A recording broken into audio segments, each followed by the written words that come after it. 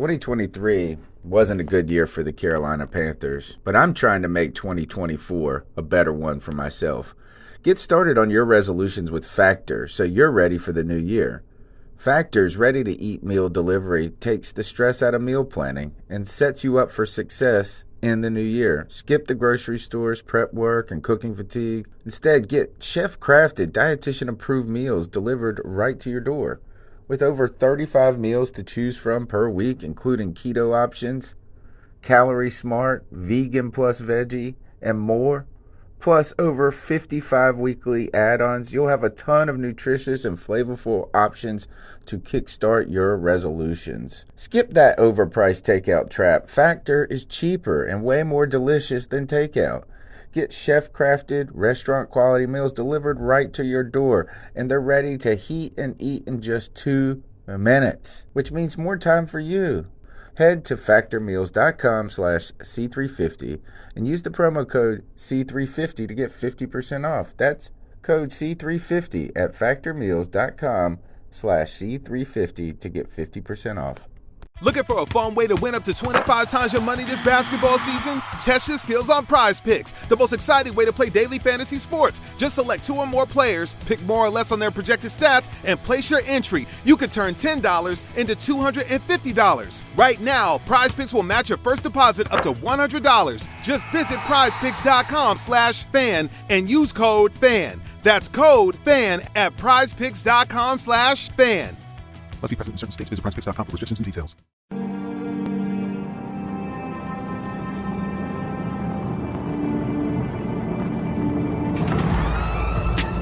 In a world where Carolina Panthers fans have an insatiable thirst for Panthers news and opinions, only one podcast roars ferociously. It's the C3 Panthers Podcast. Perfect. What's the deal, Panther fans? It's your boy, the Professor, a.k.a. Tony Dunn. It's the C3 Panthers podcast brought to you by CarolinaCatChronicles.com, where every Tuesday night we chop up the latest Panthers news and opinions from the fan perspective. We'd love for you to be a part of the show by calling in at 252-228-5098. Jump in the chat room, smash the thumbs up button, be a part of the conversation. Check out the show notes for the Discord link where you can be a part of, I guess it's just Panther. It's like it's just your ear to the ground, following all the things that are Panthers. And I know my man that always has his ear to the ground, Cody Lashney, my co-host. Welcome back to the C3 Panthers podcast. Tony Dunn, what's going on, man? We're finally getting a little bit of Panthers news to whet the appetite in what has been really a dry offseason, kind of. But now we're getting a little bit to talk about. We're going to do a fun little 2016 redraft. And, yeah, man, there's nowhere I'd rather be on a Tuesday night. Not too many peeps in the chat room right now, man. I see Joey the Blind Panther, Esquivel, and my ass. But it don't change nothing. Tony Dunn ain't nothing to it but to do it. Let's roll. It's a slow night when it comes to people are slowly coming into the show. Don't worry. They're coming. To the longest running Panthers podcast. Tonight's show is Haha tries out as C3 redrafts 2016.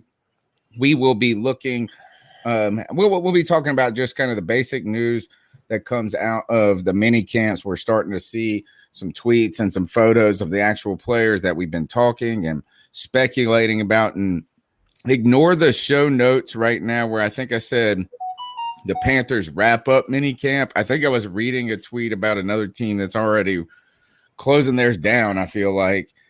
Anyway, the Panthers have just gotten started, and I think it's only 3 days or something. You know, these are rather short periods where they work together. So I don't expect to see – we're about to hit the doldrums, I guess, of football news where we just want everyone – no news will be good news for the next 6 weeks as we wait for training camp.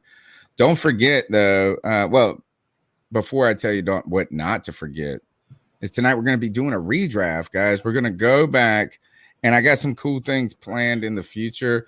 And here is one of the things that we're going to do just to kind of have fun in this time period where there's a little less just actionable news to talk about. But tonight we're going to go back and look at the 2016 draft, and we're going to go back, and Cody and I are going to select 4 of these teams and see who we would have picked now that 5 years has passed. Vernon Butler was the Carolina Panthers pick, I believe, at 30. So the Panthers don't get to pick till 30. Would you take Vernon Butler or someone else in this draft? You'll find out in just a moment. And things are going to be getting hot this summer, right? There's going to be a lot of hot news. And I tell you, this hot news probably should be and will be powered by Avolta. Avolta is a place you can put no money down and you can get energy independence. You can take advantage of those solar credits. You can cut the cord with your energy company. You can put these solar panels on your house. You can become energy independent. You'll have a fixed rate for your lifetime. You got to be a homeowner in North and South Carolina to take advantage of this offer. You can contact solar consultant Kevin Brown, a Panther fan and listener of the C3 Panthers podcast. You say, hey, I heard about Avolta on the C3 Panthers podcast. He's gonna give you a special hookup because he loves the Carolina Panthers like you do. Contact Kevin Brown at 704-215-3373. All right, Cody, let's just go ahead and get into the news and notes. What have you heard about training camps or mini camp so far? Well, so far I've heard that it was a defensive showcase today, as the offense didn't quite get off the ground as fast as our defense did. The Carolina Panthers even put out a tweet saying the defense had a day. And that was another big part of our news, that J.C. Horn has officially signed his contract. It was kind of a deal, or kind of became a headline that it had gone so long that we still hadn't signed him, but we were able to get a deal done with him. And the last little bit of news that I heard from today was Taylor Moton saying that he doesn't see any reason why he wouldn't be playing tackle for the Panthers this year. So that indicates that he probably is going to play under the franchise tag. And we're left to just hope that we do end up paying him before the season starts. So let me pull this tweet up. I saw that Matt Rule was asked about Taylor Moton, and he said ultimately that they asked him if he would be moving him to left tackle. There's been speculation that Taylor Moton is looking for left tackle money or something to that effect. And Matt Rule said, hey, he's really good at right tackle. He's really good at his position. We don't really have any plans of, messing things up. Don't break something that ain't broke, or don't fix something that ain't broke is actually the way you say it. If it ain't broke, don't fix it. Something like that. All right. Like so that's some news is that, and right away is that you hear Hassan Reddick tip pass, Sam Darnold interception, right? So that's going to fuel a little talk, but is there really anything to note about the defense being ahead at this moment? I mean, is there anything to make of 11 on 11? Usually the offense does have a lot of advantages in these. Where are they wearing pads? Hold on. Let me look at the picture. Yeah, hold on. I'll do you one better. Yeah, so they were wearing pads. So this is the play that everybody was talking about. Oh, just helmets. Yeah, they're just wearing helmets. Yeah, just wearing shells. Let me restart it. But the big play of the day that everybody's been talking about, and it'll show it later on. Sam Darnold goes to throw a pass, and it's tipped at the line of scrimmage, and it bounces up, and Hassan Reddick comes down with it. So all of the word on the news beat right now. It is. Yeah, that was it right there. But then you have, and I know we're kind of all over the place here, forgive us, but then we even had the likes of Robbie Anderson saying that Sam Darnold has a new aura about him, that he has a brand new feel, energy and glow. I think he said a glow and energy about him that he did not see in New York. Yeah, and who knows what that means yet? I mean, again, we're still far too early to really know anything about this football team. It's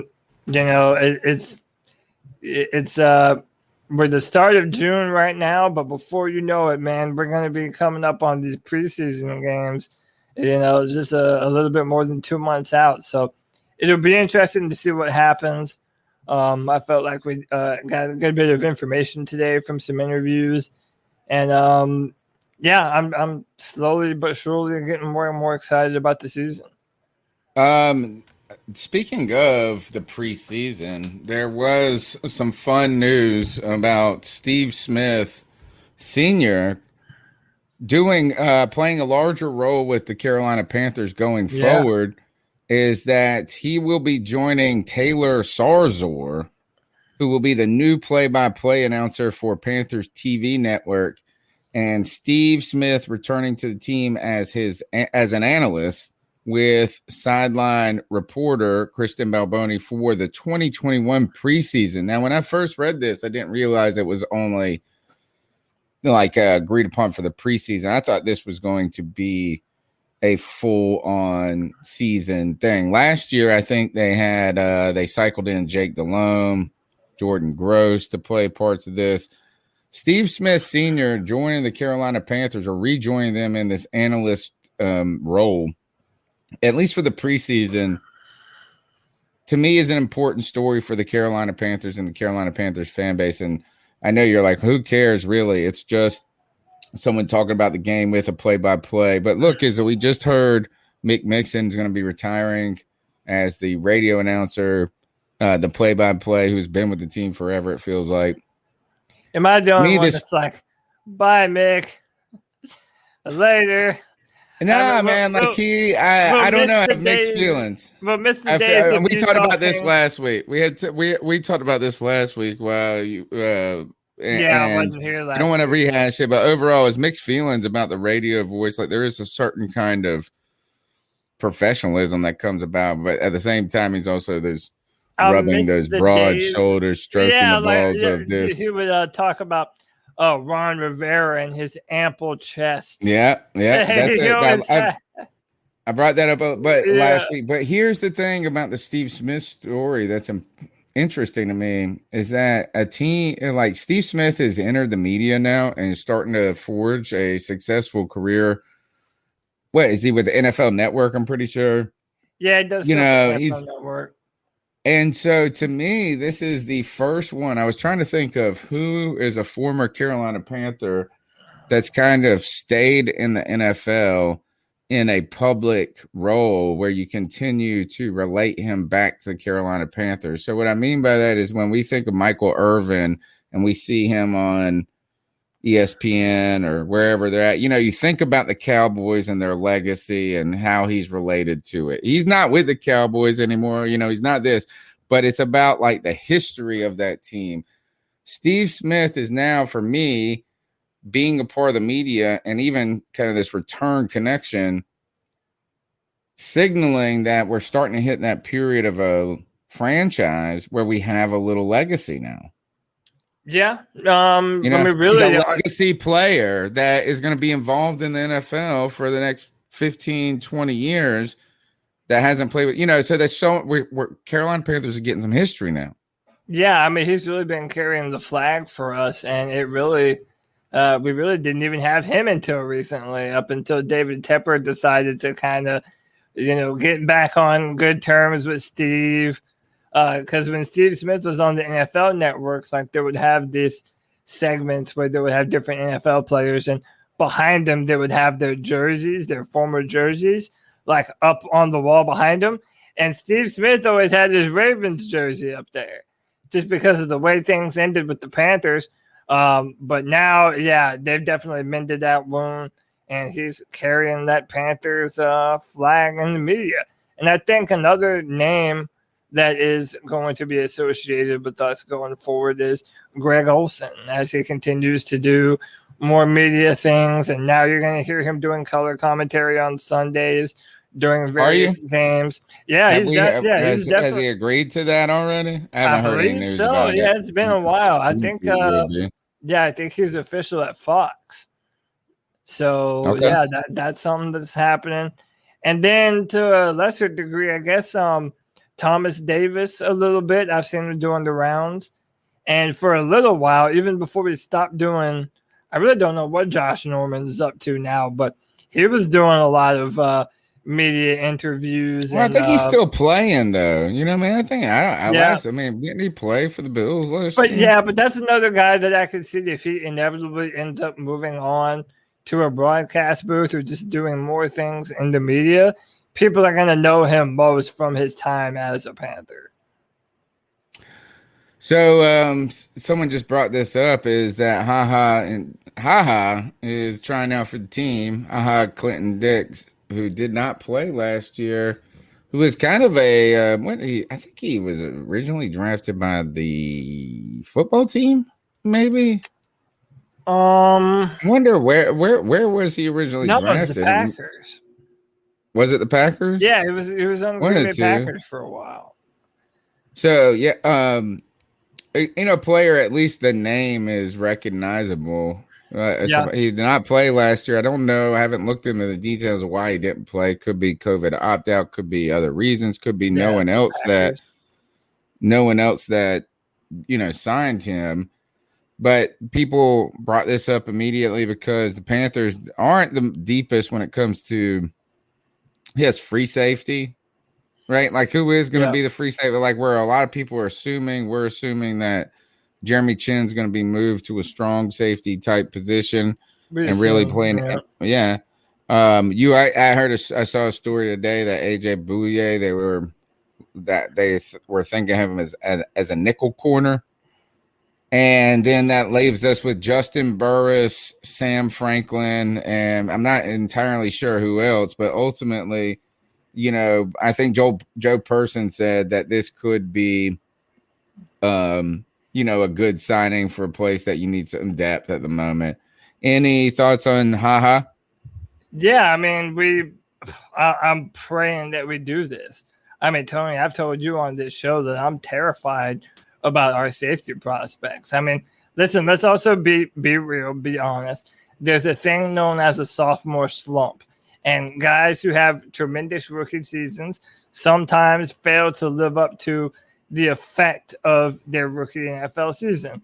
And I think now, I love Jeremy Chinn, but I think Jeremy Chinn could be a culprit of that, seeing as how last year we used him in a lot of different linebacker roles. And that was kind of where he was most successful for us. So essentially you have Jeremy Chinn having to ingratiate himself to a position that he isn't as used to. So, yeah, having a veteran over the top, someone that can actually, be a dependable backfield playmaker for us, a ball hawk that we really haven't had in a while. I mean, just for the depth and the veteran safety position on our team, I feel like that's something we've always had when the Panthers have been at their best, whether that was Roman Harper or Trey Boston when he was playing his best ball. We've done well with veteran safeties. So I would love to see this happen. I hope it does. It makes more sense to me than signing TJ Yeldon at this point in time, knowing that we have McCaffrey and we just drafted Chuba Hubbard.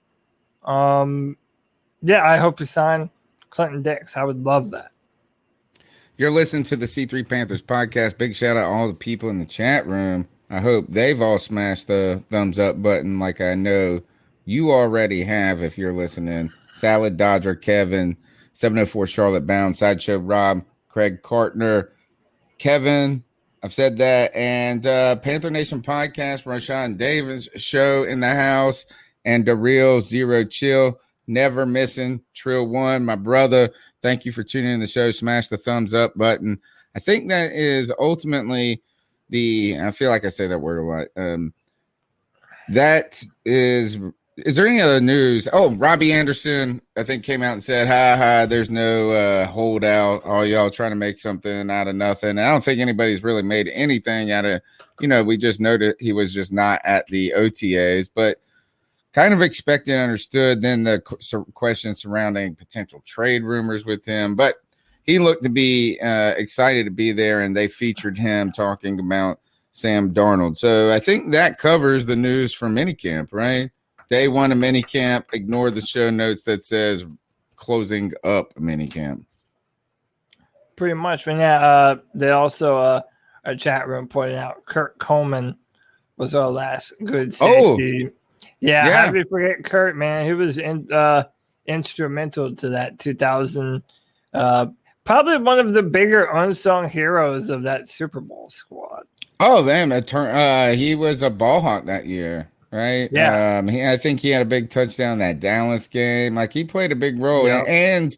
And to give that guy a lot of credit is that he came in there and did that after that video of him getting blasted in Philadelphia. Do you remember when he got ran over by that running back? And then there was just that picture of him bleeding out of his nose, like he just got butt. And so he had to deal with that shame game when everywhere he went. He played well for us. He was a good player. Oh yeah. Good pickup. And that would be a nice, if it worked out to something like that. Now, who said it? Was it the real Zero Chill said that, like, hey, look, that he's been playing a strong safety, and he's like, is that you put him at free safety, better natural fit for him, and could maybe and surrounded with some pretty good players, find a last leg to the career. All right. Let's see if we can start this in. Maybe we could get like the first 10 or 15 picks in before our guest, Bob Rose, who's going to be joining us at, I believe, 9:30 Eastern time. We'll see exactly when that time comes through. Is that Bob Rose from the Canal Street Chronicles is going to come and just talk with us about the New Orleans Saints free agency and their draft as we continue to work through the teams that the Carolina Panthers will be facing in 2021. We've done Atlanta now. We've done Tampa last week. We're going to knock out the NFC South. And I think my ultimate goal is to work backwards from the schedule like the last week so that hopefully when we get done with this segment, we'll bring in a Jets guy and it'll be kind of close to week one and make a lot of sense at that point. So stick around for Bob Rose to help us figure out the New Orleans Saints NFL draft. But it's time now for the C3 redraft. We're going to have it's kind of like a game. It's a little exercise where we get to talk about the NFL players, the Carolina Panthers, and other teams as we go back and look at the 2016 NFL draft and redraft it. If we could go back at this point and pick as those teams and those spots, who would pick? Who would you pick? And I'm going to give the honor to my co-host. You are the Los Angeles Rams picking at number 1. And in 2016, they drafted Jared Goff. And I believe, didn't they trade a lot to get to that position to get Jared Goff? Yeah, or was it Philly that traded? Yeah, originally this was the Browns and this was the Titans, I think, had the number 1 pick. And the Browns had the number 2 pick. And then they traded out of those. Yeah, that's about right. All right. Well, if you could go back and you're on the clock now, Jared Goff is no longer with the Los Angeles Rams. Would you still go Jared Goff at number 1 if you're the Rams at that moment trying to build your team? In retrospect. Well, in retrospect, no, because what they can actually end up doing is selecting the player who would actually end up being on their team anyway. So if we're doing this and I'm the Los Angeles Rams pick and I'm taking Jalen Ramsey with the number 1 overall pick. Wow. Thank you very much. Thank you very much, because I don't know how, as we go, as the professor selects for Philadelphia, at this point, if you knew what you could get here, I'm trying to trade up. Philadelphia has been looking for an explosive offensive player, and who better than Tyreek Hill? Number 2 overall. I think he should have been. I would have picked him number 1 if I was the Rams. Look at this. Let me see. Look, I think he was. This is a great story when it comes to the NFL draft. He was the 5th round pick, man. Tyreek Hill 165 overall by the Kansas City Chiefs. He now has somewhere of like 5,391 receiving yards, I think, and like something like 47 touchdowns. He's a beast, bro. I mean, it's kind of hard to argue that the Cheetah, like, he should be in the conversation for number one receiver in the league. Yeah, and the only reason he fell was because of a bunch of off the field issues. Was that right? That made him fall. He was originally supposed to go to a Power 5 school, and then he went to a JUCO, I think. And then I forget where he ended up going. But yeah, 5th round, man. Maybe the best receiver in the NFL right now. One of, if not the, like you said. So Kevin says, who's going to throw him the ball? I guess, you know what? I don't think there is a top quarterback in this draft period, though. So, like, if we're going to go back, if you're the Philadelphia Eagles and you look at the 2016 draft, who is the quarterback that they should have picked that they didn't? Carson Wentz, did he get the MVP one year? He damn near did. And when they went to the Super Bowl, he had a good year, and then he ended up getting hurt. Yeah, I don't think there's a good quarterback in this draft. If you think about Sam Darnold, then you think about Carson Wentz, Paxton. But okay, let's also, yeah. But you know, it's easy to be kind of revisionist about Jared Goff and Carson Wentz. Say what you want about him. Jared Goff has played in a Super Bowl, and Carson Wentz was a part of a season that saw his team go on to win a Super Bowl. So again, you know, it'd be. But you're trying to tell me you would still. All right. No, I'm not saying. I'm not saying that they're worthy of being picked where they are. But I already see a few guys, even here in the top 15, that they still deserve to be drafted ahead of, I think. Let's see. I'm going to ask our guest if he can. Bob, before I even introduce you, you need to go ahead and pull up the 2016 draft on something because you got to pick. At some point, what we're doing right now is that we're only, 3 picks in? 2 picks in? We're at the 2 picks in. Yeah, we're 2 picks. We're not going to go through them all. We'll do we'll do the top 10 with Bob, and then we'll break into the Saints news unless he wants to hang out. But the ultimate thing is that we're going back and we're repicking the 2016 NFL draft. And knowing what we know now, who would you pick at this point? Number 1 on the board was Jalen Ramsey to the Los Angeles Rams. Cody Lashney added him to the team that he's on. Number 2 for the Eagles for me is Tyreek Hill. I don't know how you can't pick him right off the bat, man. The Cheetah is explosive. And if you're ready, Bob Rose, you could be the San Diego.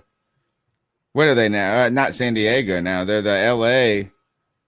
Whatever. They picked Joey Bosa there at 3. Knowing what we know now, I think that I would give me 1 second, but I think that I may stick with Bosa. Yeah. He's a top pick, bro. Yeah, why not? You got who didn't you guys pick Sheldon Rankins that year? Yeah, we did. And that was also the year that they got Michael Thomas and Von Bell in the 2nd round. And I mean, you mentioned Tyreek Hill and how explosive he is. I mean, Michael Thomas that year was worthy of a 1st round pick, I thought. And we were very fortunate to get him in the 2nd round. But listen, with San Diego, I'm looking, I mean, Ezekiel Elliott was still on the board at this point, and the Chargers already had Keenan Allen. So I doubt that they would go, receiver, even as talented as Michael Thomas is. You look at some of the other talent on here. I mean, Leonard Floyd went in the top 10. Eli Apple went number 10. Rankins is still here. Yeah, if I'm the Chargers, I probably stick with what they got and grab Joey Bosa. All right, that's a good pick. He's on the top 3. Fantastic. He's on the top 3 of my list. I got some other guys that I think have some arguments for being comparable to him in some ways in their efficiency, but he has been an impact player. All right, Cody Lashley, you're on pick number 4. You're on the board with Dallas. They picked Ezekiel Elliott at running back. Who you got now? You go back and pick Zeke, and he's not even, I would argue, not the best running back in this draft. No, not the best running back in this draft. And I mean, look, there's a few good ones. But knowing positional value, being honest, I think the days are done of us seeing running backs go in the top 10 picks. Maybe unless there's another Saquon. They say this every 8 years. Yeah, I know, man, but I mean, you're seeing it more and more. All these really good running backs come from the later rounds, so why spend a high pick on them? But with that said, at number 4, the Dallas Cowboys are going to select DeForest Buckner, defensive end from Oregon.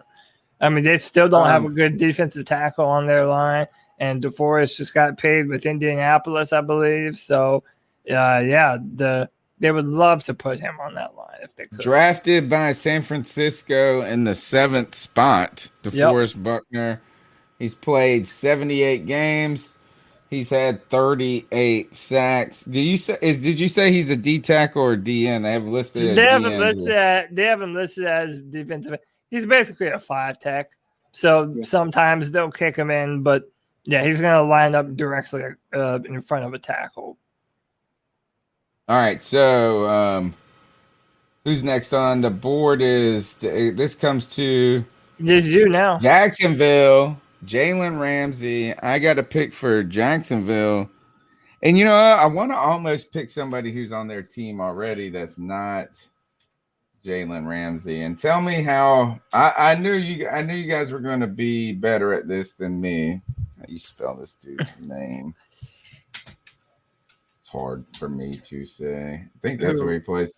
Yannick Njoku, right? Yannick Ngakoue. Yeah. Where was he drafted? I saw his name. Oh, here he is. He's drafted in the 3rd round. He's played 78 games. He was listed as a defensive end out of Maryland. 45 sacks. To his name on that credit. Is that too rich for you if you are Jacksonville who picked Jalen Ramsey at that moment? It's not the pick that I would have made, but you know. All right. Okay. You are on the board now, Bob Rose, at number 6. The Baltimore Ravens picked Ronnie Stanley at number 6 overall, tackle out of Notre Dame. He's played 62 games. Your thoughts, Cody Lashley, while we give him some time to think about this pick, any thoughts on Ronnie Stanley as a tackle in Baltimore? Because all I hear is the other guy's name, Orlando Brown. So where's he at these days? Brown, last time I heard, was trying to be traded. Because he didn't want to. He was. He plays with Kansas City now. So is Stanley still with the Philadelphia Eagles? No, you mean the Ravens? Ravens. Yeah, exactly. So he's still with them. Because they don't want to move Stanley off a left tackle, and that's where Brown wanted to play. So yeah, he's still their guy, man. So yeah, all right, Bob Rose, you're on the clock at and he's still playing. Well, he only played 6 games in 2020. He played 14 in 2019. 50. He's never played a full season though. At this point, what do you think about Ronnie Stanley here? Are you picking somebody else? Look, at the time that the Ravens made the pick, he looked like a slam dunk. I mean, he was a dominant college lineman. That just hasn't worked out well in the pros. But he's still a young guy, so he's got his career ahead of him. But we all know that the Ravens have been looking for an offense for seemingly forever, for a passing offense. Let me rephrase that. So I think at this point on the board, I believe Ozzie Newsome was still making the calls for the Ravens at that time. And Joe Flacco was winding down his career, but he was still a relatively productive quarterback. I think that they add a receiver, and I think this is where Ohio State's Michael Thomas comes off the board and goes to Baltimore. Nice pick there. All right, the Baltimore Ravens in need of that receiver. I think they went Kevin White at one point. No, that was Chicago that did that. Who? No, they got that guy out of UCF or whatever who played Perryman. Was that the next year? So it was around that time, I feel like. It was either 16 or 17 that they grabbed Perryman. So they didn't get him in that. They drafted him in the first round. So that would have been, it must have been 2017. So searching for that wide receiver would not need to do that if Michael Thomas is in the house at that moment. All right, Cody Lashney's on the board. San Francisco at the 7th pick. You picked DeForest Buckner already, who they picked at 7. Who you got for? Are you going to stack that defensive line with like a Sheldon Rankins or something? Oh, I'll do you one better. I'll stack that defensive line with. Let me make sure this is right. Yeah, with Chris Jones. Wait, hang on. Before I say this, I'm thinking of the right guy, right? That's the beast defensive tackle. 40 and a half sacks from Kansas City. Yep. He's played 76 games so far, and has been a monster up the middle. Yeah, wow. That's who they're going right there. And by the way, so they picked DeForest Buckner, and they still end up getting, in my opinion, a comparable player, right? So that's it. Yeah, actually, he's been more productive through those 78 games. All right, next on the board is Tennessee. You guys tell me your thoughts on their pick, Jack Conklin. What has happened with him since 2016? Played 15 games in 2020. Looks like he's in 2018 played 6. How has he been as their tackle? He's with the Cleveland Browns now, I believe. Yeah, I think this past offseason. Conklin's been a Pro Bowl caliber tackle. He was pretty sought after. I believe Tennessee franchise tagged him last year to keep him off the market, if I'm not mistaken. Conklin was a solid pick then and has certainly panned out well as a pro. He has played in 72 games. I think I'm going to stick with this pick here as Tennessee, is that while they could not keep him, I've been searching this list for offensive linemen that I feel really, really comfortable with, and I feel okay with that, despite sexy names that could be around offensively or defensively. It's kind of hard to quantify in statistics the offensive lineman. That puts Bob Rose up at number 9. Chicago picked Leonard Floyd, who has played in 70 games since. He's an listed as an outside linebacker. He was picked at number 9 overall. He's had 29 sacks. And it looks like they don't have tackles up here. What's else his stats looking like? Has he been a tackle machine? No. He hasn't. What? And he doesn't even. Who does he play? Oh, he plays with the Rams now. He's actually kind of had a kind of a journey career a little bit. It feels like now. Yeah, he has. Leonard Floyd was a disappointment, considered a disappointment in Chicago. Had a nice bounce back year with the Rams last year. It looks like the light is finally turning on for him. And I was just about to say, you look at the talent that the Rams have in that front seven. That leaves a lot of the offensive attention off of a guy like Leonard Floyd. But then you have to realize, he had that same kind of talent, front seven talent in Chicago, and he never really turned it on. So he just could be a late bloomer here. I actually could see, if I'm making the pick for the Bears, I could see them going offense. Seemingly always an offensively challenged team. I know Tyreek Hill and Michael Thomas are both off the board, but another receiver, I just scrolled back into the middle of the first round. Another receiver that I noticed was still on the board was Will Fuller. And Kevin, I just see you commented. Dak Prescott. I forgot that he went in the 4th round that year. Chicago has always been looking for a quarterback. So, dude, you changed my mind. I was going to say let's go Will Fuller, but again, knowing what we know now, and hindsight being 2020, I'd say let's put Dak Prescott in a Chicago Bears uniform. Yeah, I know you're starting to think should Cody Lashney have picked Dak Prescott for Los Angeles? Should I have picked Dak Prescott for Philadelphia in retrospect? It's kind of hard to say at this moment in this juncture is because of the injury now. I'm not saying kind of hard to say, but it is. I mean, we've seen a couple of good seasons. Who's had a better career so far, Dak Prescott or Jared Goff, Cody? Dude, I mean, right now, Jared Goff has played in a Super Bowl, so it's hard for me to not say him. It doesn't mean I think he's more talented or a better quarterback necessarily.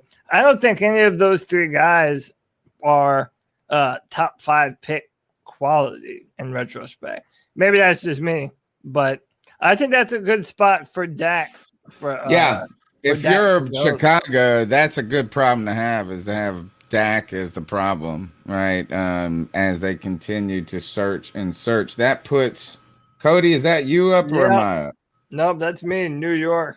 And I've got a good one for you. I don't know. This is a fun pick. You know why? Because guess who went at number 10 to the New York Giants? Someone who has a relationship to everybody on this podcast, Eli Apple. Definitely not a top 10 pick.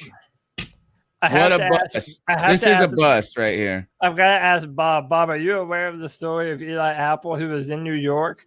And it was after practice one day, and these reporters were talking to him. And right in the middle of them interviewing him, he's like, I got to take a shit. And he just walks away from the interview. Like that to this day. I wasn't aware of that. I told you that on this show before. Well, excellent. Now probably have. Yeah, that's my favorite Eli Apple story. And you know what? I've heard some off the wall Eli stories, but I had not heard that one. Yeah, man. Hey, by the way, shout out my man Sea Dog in the chat. What's going on with you, man? But yeah, so I'm on the clock now. I'm going to give them a much better corner that kind of went by the wayside. I've been looking at this. I think he could be the top corner in this draft. He is, man. And I am giving them Xavier Howard. Is he better than Jalen Ramsey? Is he going to be a better player than Jalen Ramsey when it's all but Jalen Ramsey went number 1.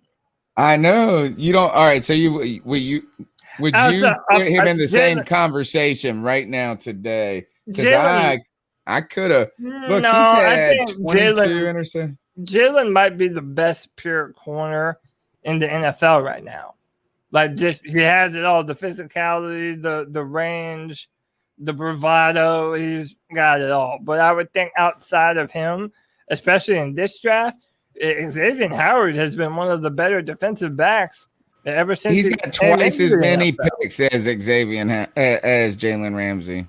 Hey, man. Twice as many. He's got 22 interceptions. Jalen, is that really right? Jalen Ramsey only has 11 interceptions. That's crazy. Probably because people don't throw at Jalen. Yeah, they don't. People don't throw at it. Jalen Ramsey and Marshawn Lattimore. Yeah, that is the truth. All right, so that puts that is a much, and there's like 3 corners on this list better than Eli, or like there's probably like 10 corners better than Eli Apple. And I don't know what this was the time where you drafted nickel corners high. Do you remember Tampa? Look, they do it right the next pick. They do. Vernon Hargreaves. Yeah, here it is. This is the draft that the nickel corner was like all of a sudden so important in the NFL. Vernon Hargreaves goes number 11 to Tampa Bay. Ooh, should we stop at 10 and then get into Bob? Yeah. How much time you got? Bob, you got like a little time, or you got to run? No, I got a little bit of time. I don't hear the little guy tearing things up in the next room, so I think we're safe for now. All right, let's push through a couple more picks in this redraft. Tampa goes number 11. And they pick Vernon Hargreaves. who's only had 3 interceptions since that moment.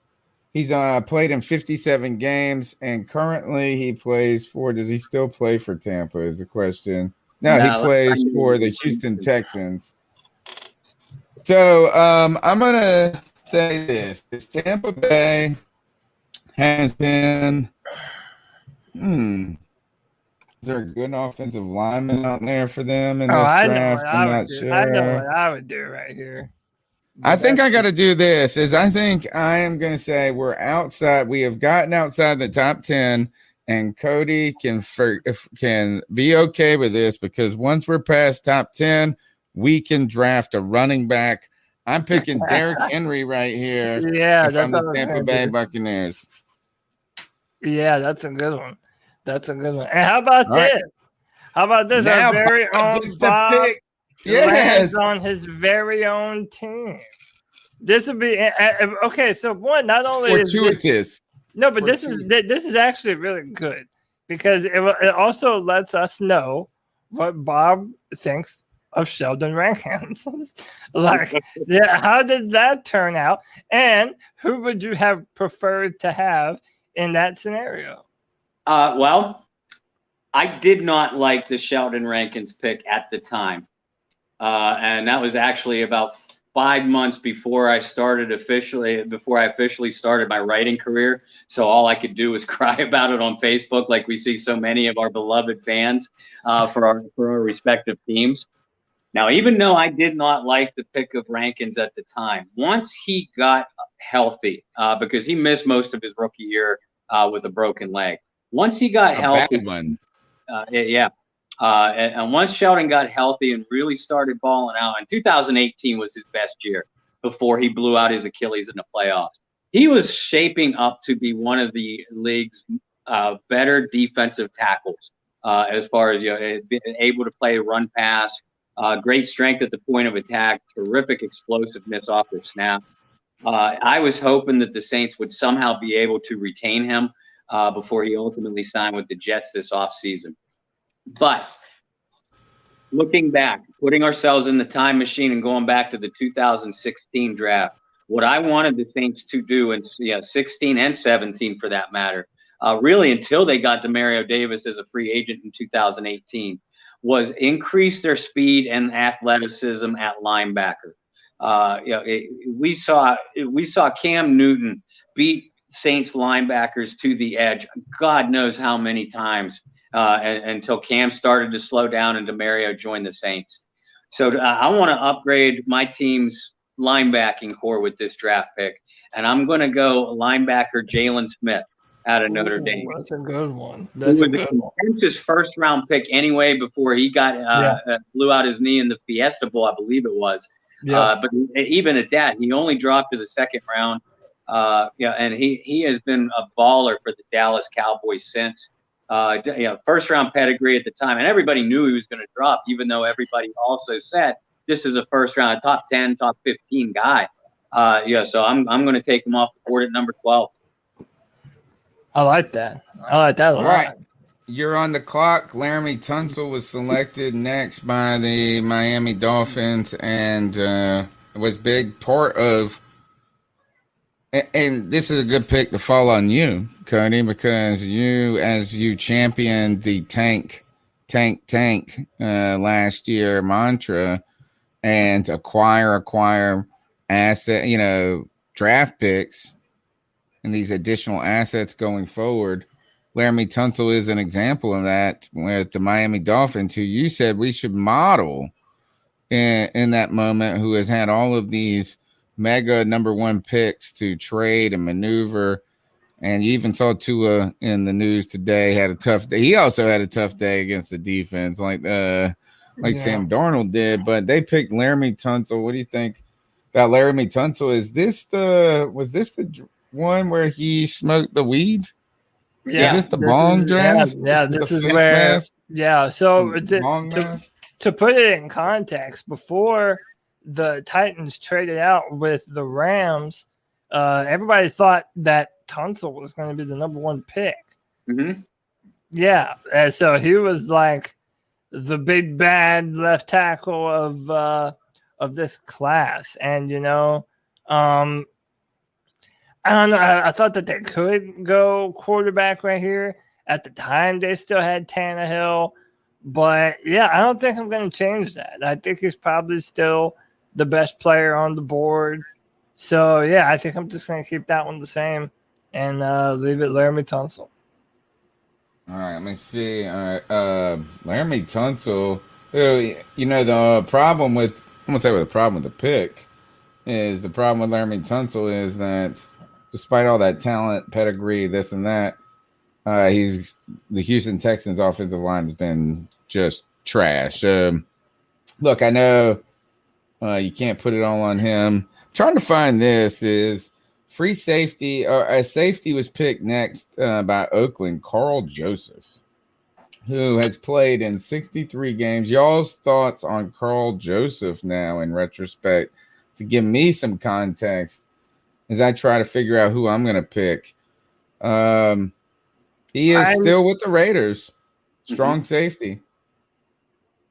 Yeah, I mean, I know the name, but I know he's not a star for them. He's not a big name guy. I won't tip it to you, but I do see another guy at the same position later on who just signed a new contract recently, who I think would jump right into that spot quite nice. But there's I don't know. So let me see. There's no real surefire pick here, I don't think. He went who went around him at this time? It was Corey Coleman. Ugh. That's a yuck pick. Taylor Decker. How's Taylor Decker been? Didn't they re-sign him or franchise tag him or something? He's been marginal, I think. He's still playing. Shaq Lawson. That's a pretty decent pick there. Like Shaq Lawson. Who we got again? It is Oakland. I'm going to do something like, what about Higbee? No. Nassib. Nassib, isn't he a defensive end for Carl Nassib? Yeah. Nassib. I think the Cleveland Browns. Well, no, originally, I thought originally he no, he did. He went to the Browns and then he went to Tampa. Yeah. Okay. Or we could pick. See, Oakland. Did they have that? Who's their tight end? Also, remember, there's still some big names on the board that haven't been picked yet in our draft that have already been picked in the normal draft, too. So you like still Zeke. Yeah, Zeke is still there. You've got both Jared Goff and Carson Wentz. Ooh. God. I'm gonna do something crazy. I'm gonna pick. Yeah, I guess we'll go with. I'm gonna go Leonard Floyd here. I'm gonna go Leonard Floyd. Leonard Floyd. I know is that he's the journeyman, but he's trying to pull it together at this point. It seems like a pick that Oakland would make right now. Their type of guy. All right, so that's now we're to number 15? Number 15 was Corey Coleman, wide receiver. Oh, I could have picked Dak. Should have picked Dak. No, Dak. No, he's already gone. All right. Dak went to the Bears. So if I'm picking at 15, Zeke is still on the board. I'm actually going to go in a different direction. I'm going to go who I was trying to get you to go at 14. I'm going Justin Simmons, safety. Oh, okay, good. And let me find him. Justin went in the 3rd round out of Boston College, and he just signed with the Broncos. They paid him. I had my safety. Pick. Dang it! How many interceptions did Justin Simmons have Last year? No, just overall career. My guy that I would have picked would have had 16. 16. Let's see, INTs, where is it? Just up here. All right. So anyway, just Leonard Floyd. So who's on the board? You went Justin Simmons, right? Yep. And that is for who? Cleveland? Yep. All right. So next on the board is Bob Rose. And what's the pick? Who's he picking for? Cody? The Detroit Lions. They picked Taylor Decker here. They did, and I mean, all three of us, kind of mentioned him a few picks ago. Saying he's been average at best. Had an up and down career. I understood that why Detroit was making the pick at the time. They didn't, they were sick of seeing Matthew Stafford get killed back there. But it didn't do much good. But as you guys know, the first thing that you need to do, once you have a quarterback that you believe in, you need to protect him. So I'm going to stay with that same philosophy, but I'm going to go with a different player.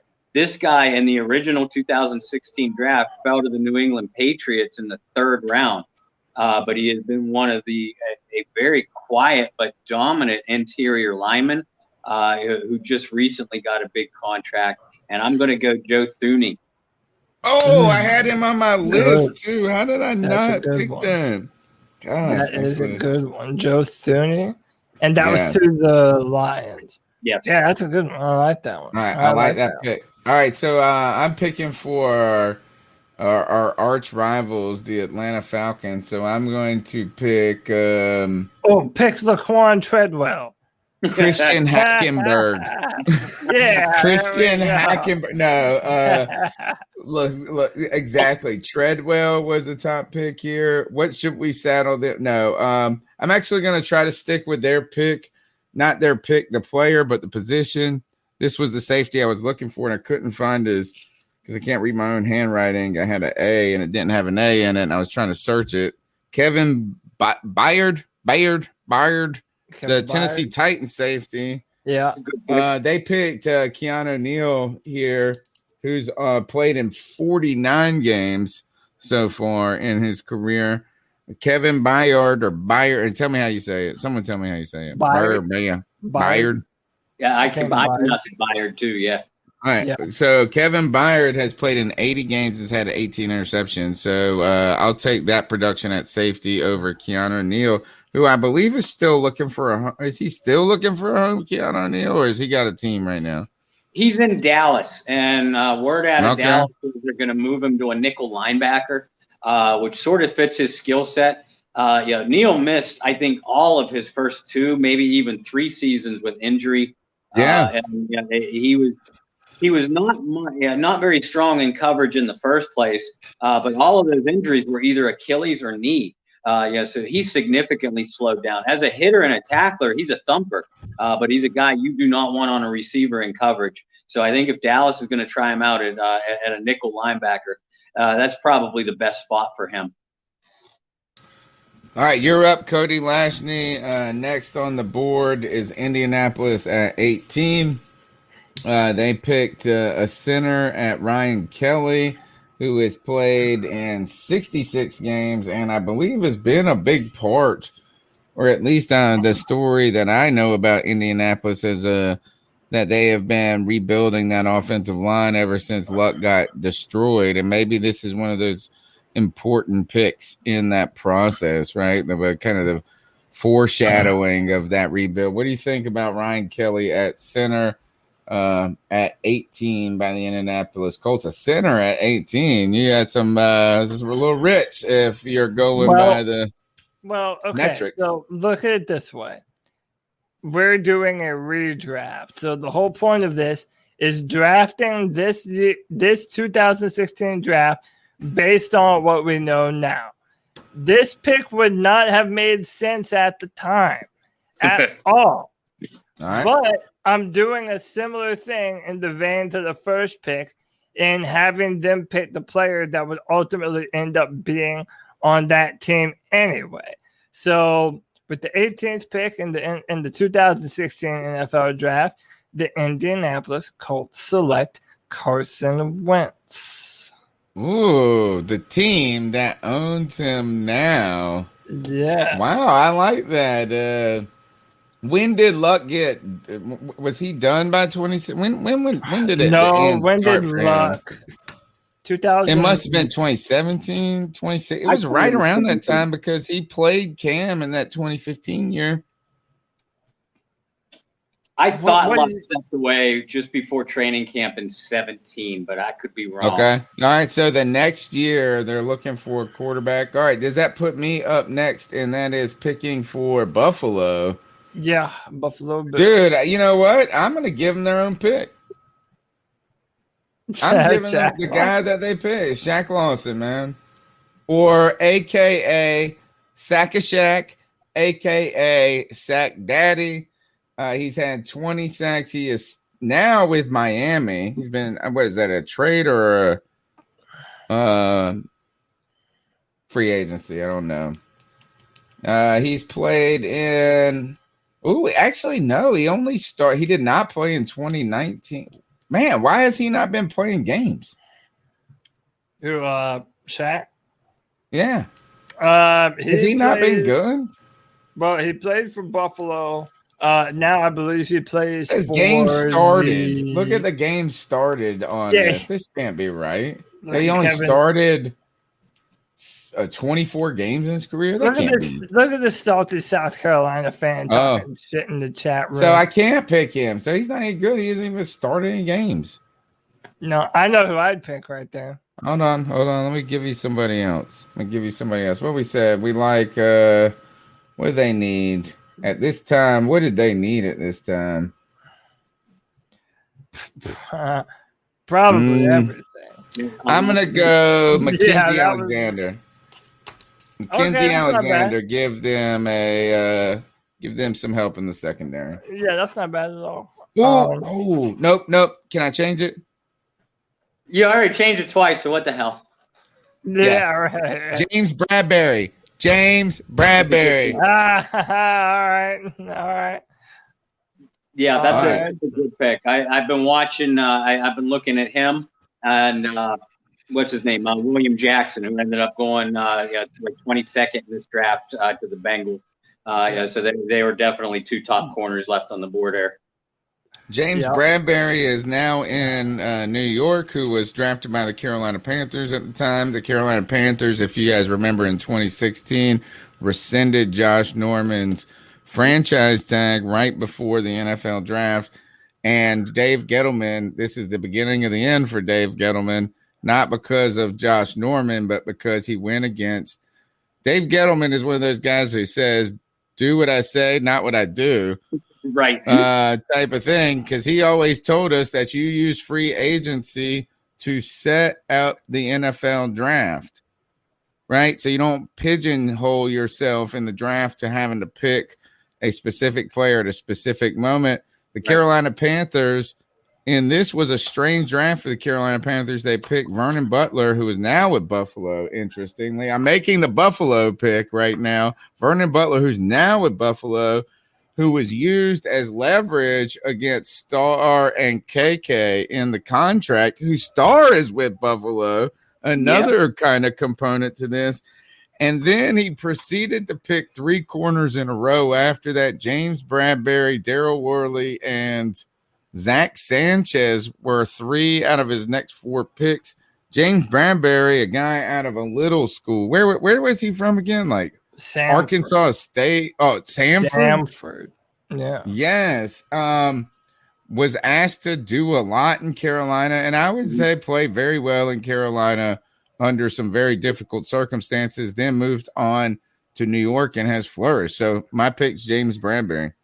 He was always decent for us, and then I think you could probably make the argument that in his short time up in New York, he's probably been better there than his entire tenure here with us, which is par for the course and sad and a bunch of other things. So I'm on the clock with the New York Jets. They took Darren Lee, linebacker. I'm tempted to take the next best linebacker in this draft, which in my opinion is Joe Schobert, who went in the third round to fourth round, yeah, 99th overall. Just rolled across his name. But actually, thinking about who is on the board for them right now, I am going to go Ronnie Stanley because we never picked him yet, did we? You're right. Yep. We haven't. Ronnie Stanley. All right, you're on the clock, Bob. We're doing all 31. Let's just try to bust through them real quick. Well, can we? Real quick? I don't know if we're going to have... This is the whole show. The only thing is I don't know if there's going to be enough good players for any of those to make sense. Like, oh, no, I got it. I mean, we're going to do some... you're right, to make sense. All right, who's next? Yeah. What are we at? We're at Houston here. Texans. Now, by that point, they had Deshaun, right? Or did Deshaun come along and... No, Deshaun was in 2017. Okay. So at this point, the Houston Texans need a quarterback. There's nobody in this draft period, and certainly nobody left on our board at this point that's nearly as good as Deshaun Watson. But if I need a quarterback and I have to grab one here, I got to go Jared Goff. I got to put him in a Houston Texans jersey, let him get beat around a little bit. Yeah. The Texans picked Will Fuller right here. The only wide receiver to go ahead of him was Corey Coleman. Don't forget Tyreek Hill was picked number 2 overall. Sterling Shepard is out there as a wide receiver. I don't know if there's any other great wide receivers out there in this draft that people missed on. I don't know. No, there's one more receiver, really. Who's up now? Washington football team, Josh Doxson, wide receiver, but total bust for my Washington football team and their wide receivers is a sad, sad story. It's about as sad as Carolina's until we had DJ Moore again. But tell us, who's up? Is it me or you, Cody? I believe I did the Jets. Yeah, so I'm on Washington football team. Yeah, you're Washington. I'm going to give them – all right, so we'll give Ron Rivera Mackenzie Alexander. I said his name last time. That's my name on the list. It's Gruden, right? The younger Gruden? Yes, exactly. Yeah. All right, next on the clock is Minnesota Vikings. So how about this? They get to go – Ezekiel Elliott. No one's picked Zeke yet? No one's picked Zeke yet. So, yeah, they get to, for at least a moment in time, have a 1-2 punch of Adrian Peterson and Ezekiel Elliott. So all right, you're up, Bob Rose. Who's the next? The Bengals. The Bengals. All right. Bengals' original pick was William Jackson. While I like that pick and I like Jackson the player, I'm going to go offensive help here. I'm going to try to prolong Andy Dalton's career in Cincinnati. They had some very talented wide receivers at the time. A.J. Green was still at the top of his game, for instance, but their tight ends were all banged up. And I see Hunter Henry is still on this board, and I think he would look really pretty in a Bengals offense. So I'll go Hunter Henry. I like that. I had him on my list. I got one other tight end. I'm going to go this next. I'm going to pick, and I don't know if it's the best fit for the – it's me, right? Yep. I think so, yeah. All right. Pittsburgh picked Artie Burns. Yeah. What's his story been like? Trapped in a word. Yeah, not much. I'm going to go. I don't know how he would fit in the scheme exactly, but I'm going to go with the Nigerian Nightmare, Emmanuel Agba. Oh, all right. He has played in 66 games. He now plays. He was originally picked by Cleveland. He played a season with Kansas City. He has, and a lot of this is just based off of statistics alone that I'm trying to make my pick at. Where was it? I think he's had 27 sacks over those times. I mean, not terrible. He was actually picked number 32 overall. He's had 27 sacks. So that's my pick right there. Next. All right. It's the Denver Broncos, and they are selecting Miles Jack, linebacker out of UCLA. Oh, that's a good You pick. should have given them Carson Wentz, bro. You give them their quarterback, man. All right, that puts Bob Rose at Green Bay up here. Carson Wentz went to Indy already. He's off the board. Oh, you're right. You're right. I Yeah, man. done my. Ooh, I know who I'm gonna give them. You go ahead, sir. Bob Rose. Green Bay Packers. I Green cannot Bay Packers. believe Give this them a one. wide receiver. Oh, you can't. There's nobody in this draft. Will Fuller's left. I'm tempted to piss off Aaron Rodgers 3 years early and draft Christian Hackenberg here. They would have won the Super Bowl then. Yeah. But I just saw a name that jumped off the chart. I cannot believe that we have all overlooked him because he gives all of our teams nightmares. Linebacker Deion Jones. Yeah, I saw that name. Atlanta. Yeah. I saw that name and I keep on forgetting about him. All right, that's who's up now? San Francisco. Is it so it's my pick. They picked a guard, Joshua Garnett. Garnett. If it has one N, is it Garnett? Garnett. That is, he's played in 25 games. Does not seem like this is a good pick for them.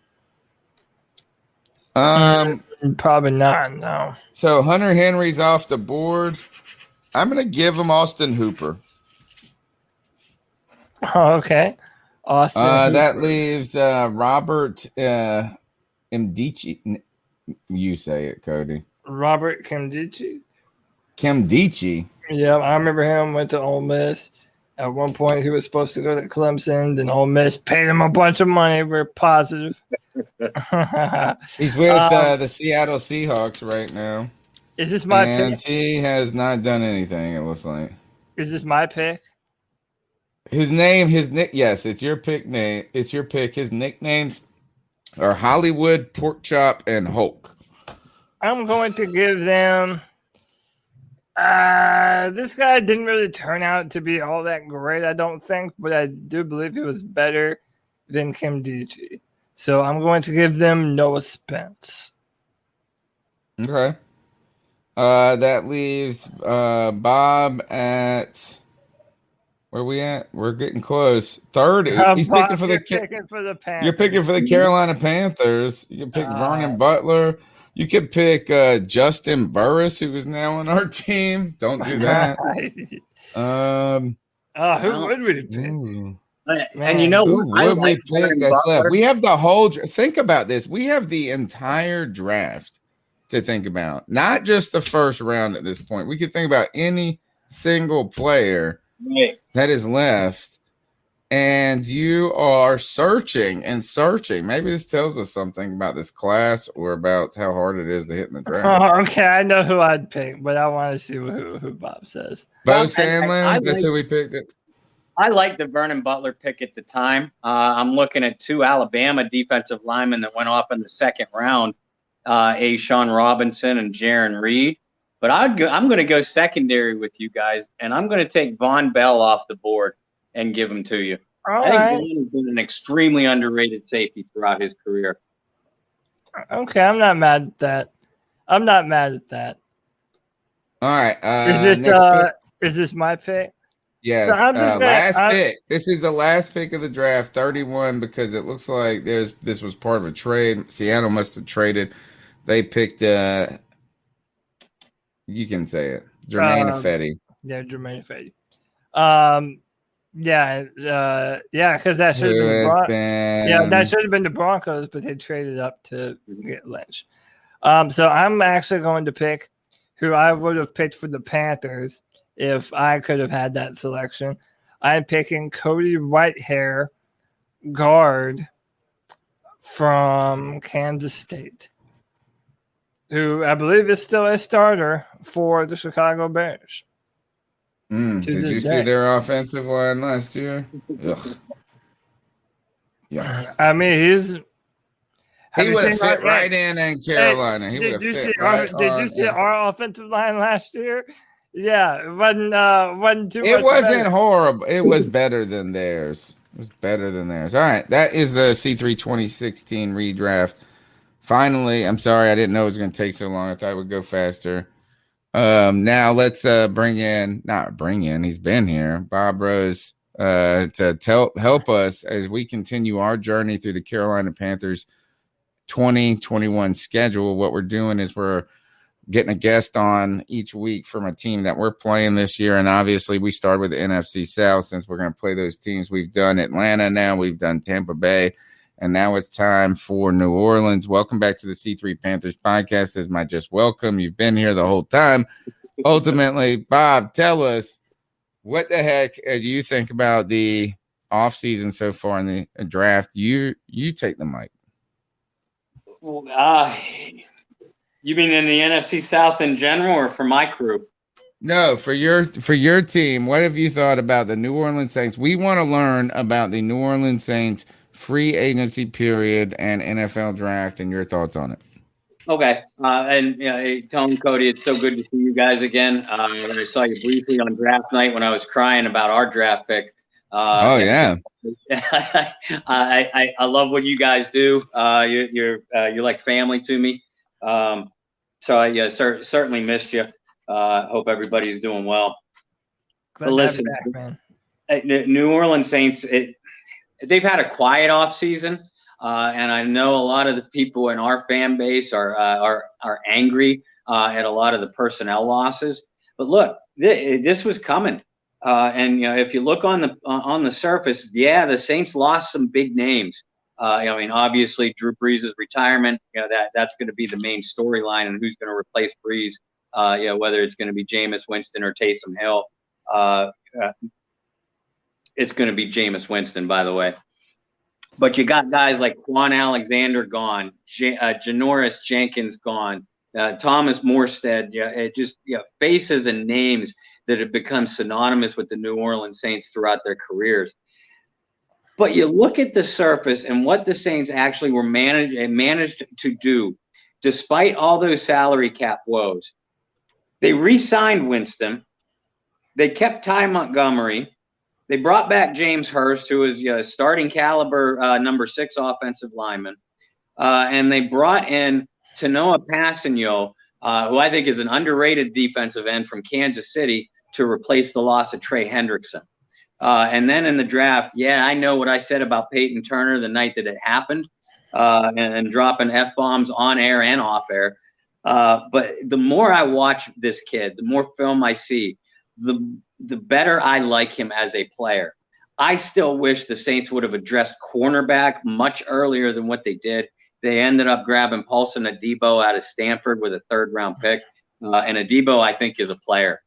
But if the Saints can hit on their first top 3 draft choices, Peyton Turner, the edge rusher out of Houston, linebacker Pete Werner from Ohio State, who I think is a day 1 starter, and if Paulson Adebo can work his way into the starting lineup relatively quickly, then I think that this team actually had a good offseason. Now, the elephant in the room, quarterback position. Like I said, I don't see any way Jameis Winston doesn't win the job. I just think he's better for the Saints offense. As long as he can cure his turnover problems, we know he's a productive passer. He has torched both of our teams, throughout his Tampa Bay career. But at the same time, he's given away a lot of games in his career too. So, you have to be curious which Jameis Winston that Sean Payton is going to get. But I look at it this way. Jameis is still a young guy. He's 27 years old. We know his physical talents are off the chart. And at this point in his career, in his life, if you can't learn from a year under Drew Brees and a year under Sean Payton, then you got to get on with your next line of work, brother, because you're not cut out to hack it in the NFL.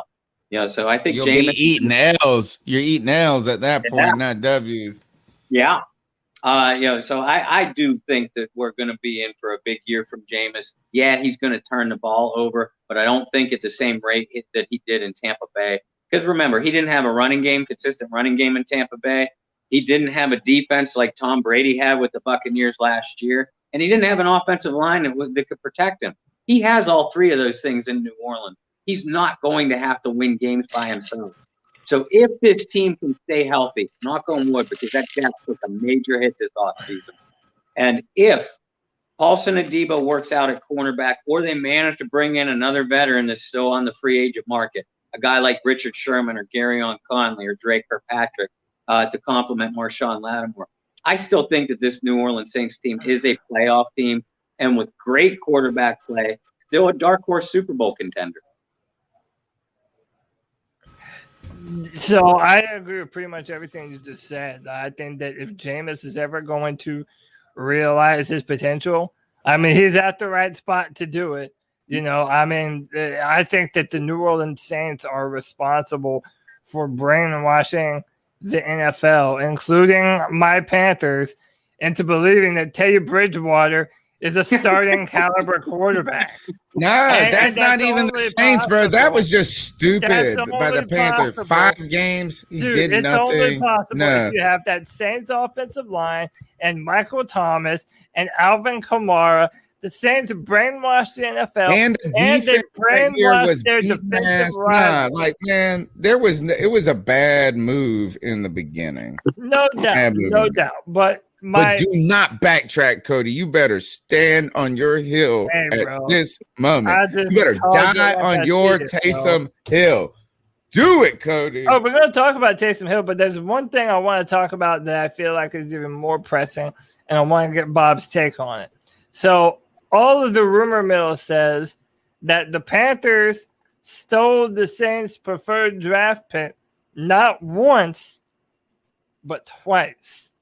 And that the Saints really loved the idea of keeping the bloodline pure and go and get J.C. Horn and bringing him home like they had with his father. And then I also heard that the Saints were very high on one Terrace Marshall Jr., and the Panthers kind of swooped in and grabbed both of them. So, Bob, what can you tell us from the Saints fan perspective, what you know about this? And do you think that it's likely true that the Saints were indeed targeting the Panthers' first and second round picks? Well, first of all, personally, J.C. Horn was my favorite defensive player in the draft period, let alone cornerback. And I was advocating a move up for him, since like February. So you guys got yourself a heck of a player, heck of an ego too, but a heck of a player. This is from more than just a fan's perspective. This is from what I know about a media perspective. We know that the Saints were trying very hard to move up into the top 10. And everything that we heard was that if they did, they were targeting J.C. Horn. There was some mumblings about a quarterback. Not many of us believe that. Everything that we heard was that they were trying really hard to move up into the top 10. The asking price was a total of 3 first-rounders, which was just a little bit too rich. They were offering 2 firsts and a second maximum. I think it was Detroit was a lot of what we were hearing. Which would have been just that pick ahead of you guys, if I'm not mistaken. And they were targeting J.C. Horn. J.C. Horn was going to be a New Orleans Saint. And I'm not going to say that Sean Payton panicked after that happened, because you knew Horn was going to come off the board real quick. That's why New Orleans was going to move into the top 10 period. Once they weren't able to get J.C., they stuck to their draft board, like black and white, every single round. The Saints have been always been predictable in their unpredictability, and Sean Payton has always had a dark cloak over what his personal draft board is. But J.C. Horn was going to be a Saint if New Orleans was able to move in to the top 10. Now, as far as Terrace Marshall, word is all over the board. We know that they liked him. And we also know that Sean Payton usually steers way clear of LSU players for whatever reason. But we know that they liked Marshall, and he went 59th overall. Second round, we traded back. We had traded back by that point. Like twice at that point, I think, for dealing with injury. Coming off an injury, but reunited. With and it feels so good with Joe Brady. Yeah, frankly, that pick for you guys, considering you already had I know you lost Curtis Samuel, but you already had Robbie Anderson and DJ Moore, who I love. So it raised a little bit of an eyebrow for me, but I think Terrace is going to be a good player for you. Personally, I don't think the Saints would have grabbed Marshall unless he fell all the way to them. Maybe the Panthers did jump ahead of the Saints, for the specific purpose that they thought that New Orleans was going to grab Marshall. But the fact that New Orleans didn't even address the wide receiver position until the 7th round when they picked up K'Wan Baker from South Alabama, that tells me that maybe Peyton wasn't as in love with Terrace Marshall or a wide receiver, period, that early in the draft. Because, since they drafted Peyton Turner with their first-round pick, they still had huge holes at linebacker and cornerback. So I think a lot of us figured that with the second and third rounders that they would address cornerback and linebacker in some order. So I'm not sure that if Marshall was still on the board at 62 or wherever the Saints grabbed Pete Werner, I think they might have went Pete Werner anyway, because, again, Sean Payton, as it turned out, Sean Payton had a specific draft board, and he was sticking to it the whole way through. That makes a lot of sense. I think it's funny that you say that, because I feel like in the NFC South, we all have this thing going where it's like the Saints, they never draft LSU players for some reason. The Falcons never draft Georgia Bulldog players. And the Panthers never draft Clemson players. Clemson players never. I don't know. I don't know what it is. That's a crazy thing I realized as you just said it. But yeah, regardless of whatever is true, I just want you to know, in my heart, the truth is we stole 2 draft picks away from Sean Payton, and you can't tell me different. I'm sorry. Well, look, I know it's one for sure. And I know that Terrace Marshall would have been an instant fit in Sean Payton's offense if he would have went to New Orleans in the 2nd round. There's zero chance that I'm ever going to argue that the Panthers stole Warren away from New Orleans. And it's hard to make an argument that the Panthers didn't steal Marshall too. Yeah. Well, you know what? This was all just part of our plan to pay you back for Tommy Stevenson. What was that dude's name? Yeah, the quarterback. Is that it? Did I get it right? How do I never remember anybody's name, but that's the fucking name I get right? How? How is that possible? Bob, the pressure has been on the Saints for a while now, right? Is that the NFC championships, right? Back multiple. Have you guys been back to back? You guys won back to back 3. How many times did you win the South? 4 times in a row? Yes, sir. Oh God! So you eclipsed us. Yeah, we had what we do. We did 3. We had 3 back to back, and one of those included a 7-8-1 season or something like that to that effect. But hey, we'll still take that division title. And look, Ron Rivera knows how to do that still, as he went and did it with the Washington football team this past year. But the pressure has really been the pressure. And what I mean by that is the pressure of the expectations has been there. Drew Brees, the giant, great quarterback, this kind of aura over everything. And really a team that's been very talented behind him at this point is that, and a team that in some ways is so different, has been so different from the Saints. When I picture the Saints, I don't think of what you guys, it's almost hard for me to respect the team that you've been for the last 4 years. Not respect, it's not respect, but like to really believe it. Like, because we come in with biases, you know what I'm saying? Like, we have these biases. And for me, it's just like, oh, here comes Drew Brees in this offense that's going to throw 90 million passes and 90 million touchdowns and this and that. But no, it's actually been a far more balanced team over the past 5 years. It started on the offensive line. It got even better with your defense. That has really been an important story to this team. Then you get these exciting players like Kamara, Michael Thomas. Everybody has mixed opinions on him and whatever, but still, all of this talent, all this expectations, like you said, 4 NFC South championships in a row. How does it feel to not have that pressure? Or is the pressure not there? Is there a sort of, what is the expectation, I guess? How do you feel? Are you like in the trade winds of Drew Brees? How do you feel as a fan? Look, as a fan, I still have high expectations of this team. As I said at the beginning of the segment, I still think that it's a playoff team, and with a little bit of a stretch, a legitimate dark horse Super Bowl contender. Yeah, they shouldn't be considered among the favorites, Super Bowl favorites, like they have been the last 2 or 3 years. But in my opinion, talent-wise, they're still that next tier down.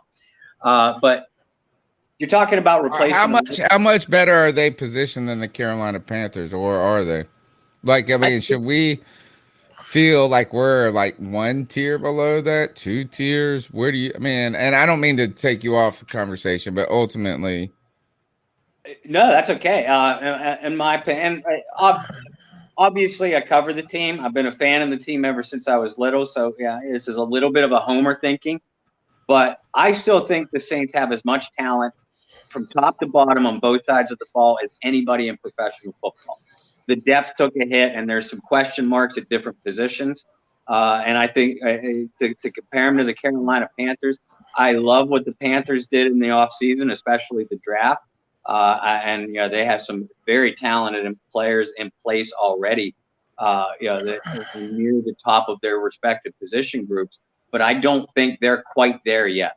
I still think that Tampa and New Orleans are the class of the division. Carolina, in my opinion, is a dark horse playoff contender this year. They're going to need nothing personal, but I still hate your quarterback. I don't think Sam Darnold is the answer. Probably closer to the answer that Teddy Bridgewater was.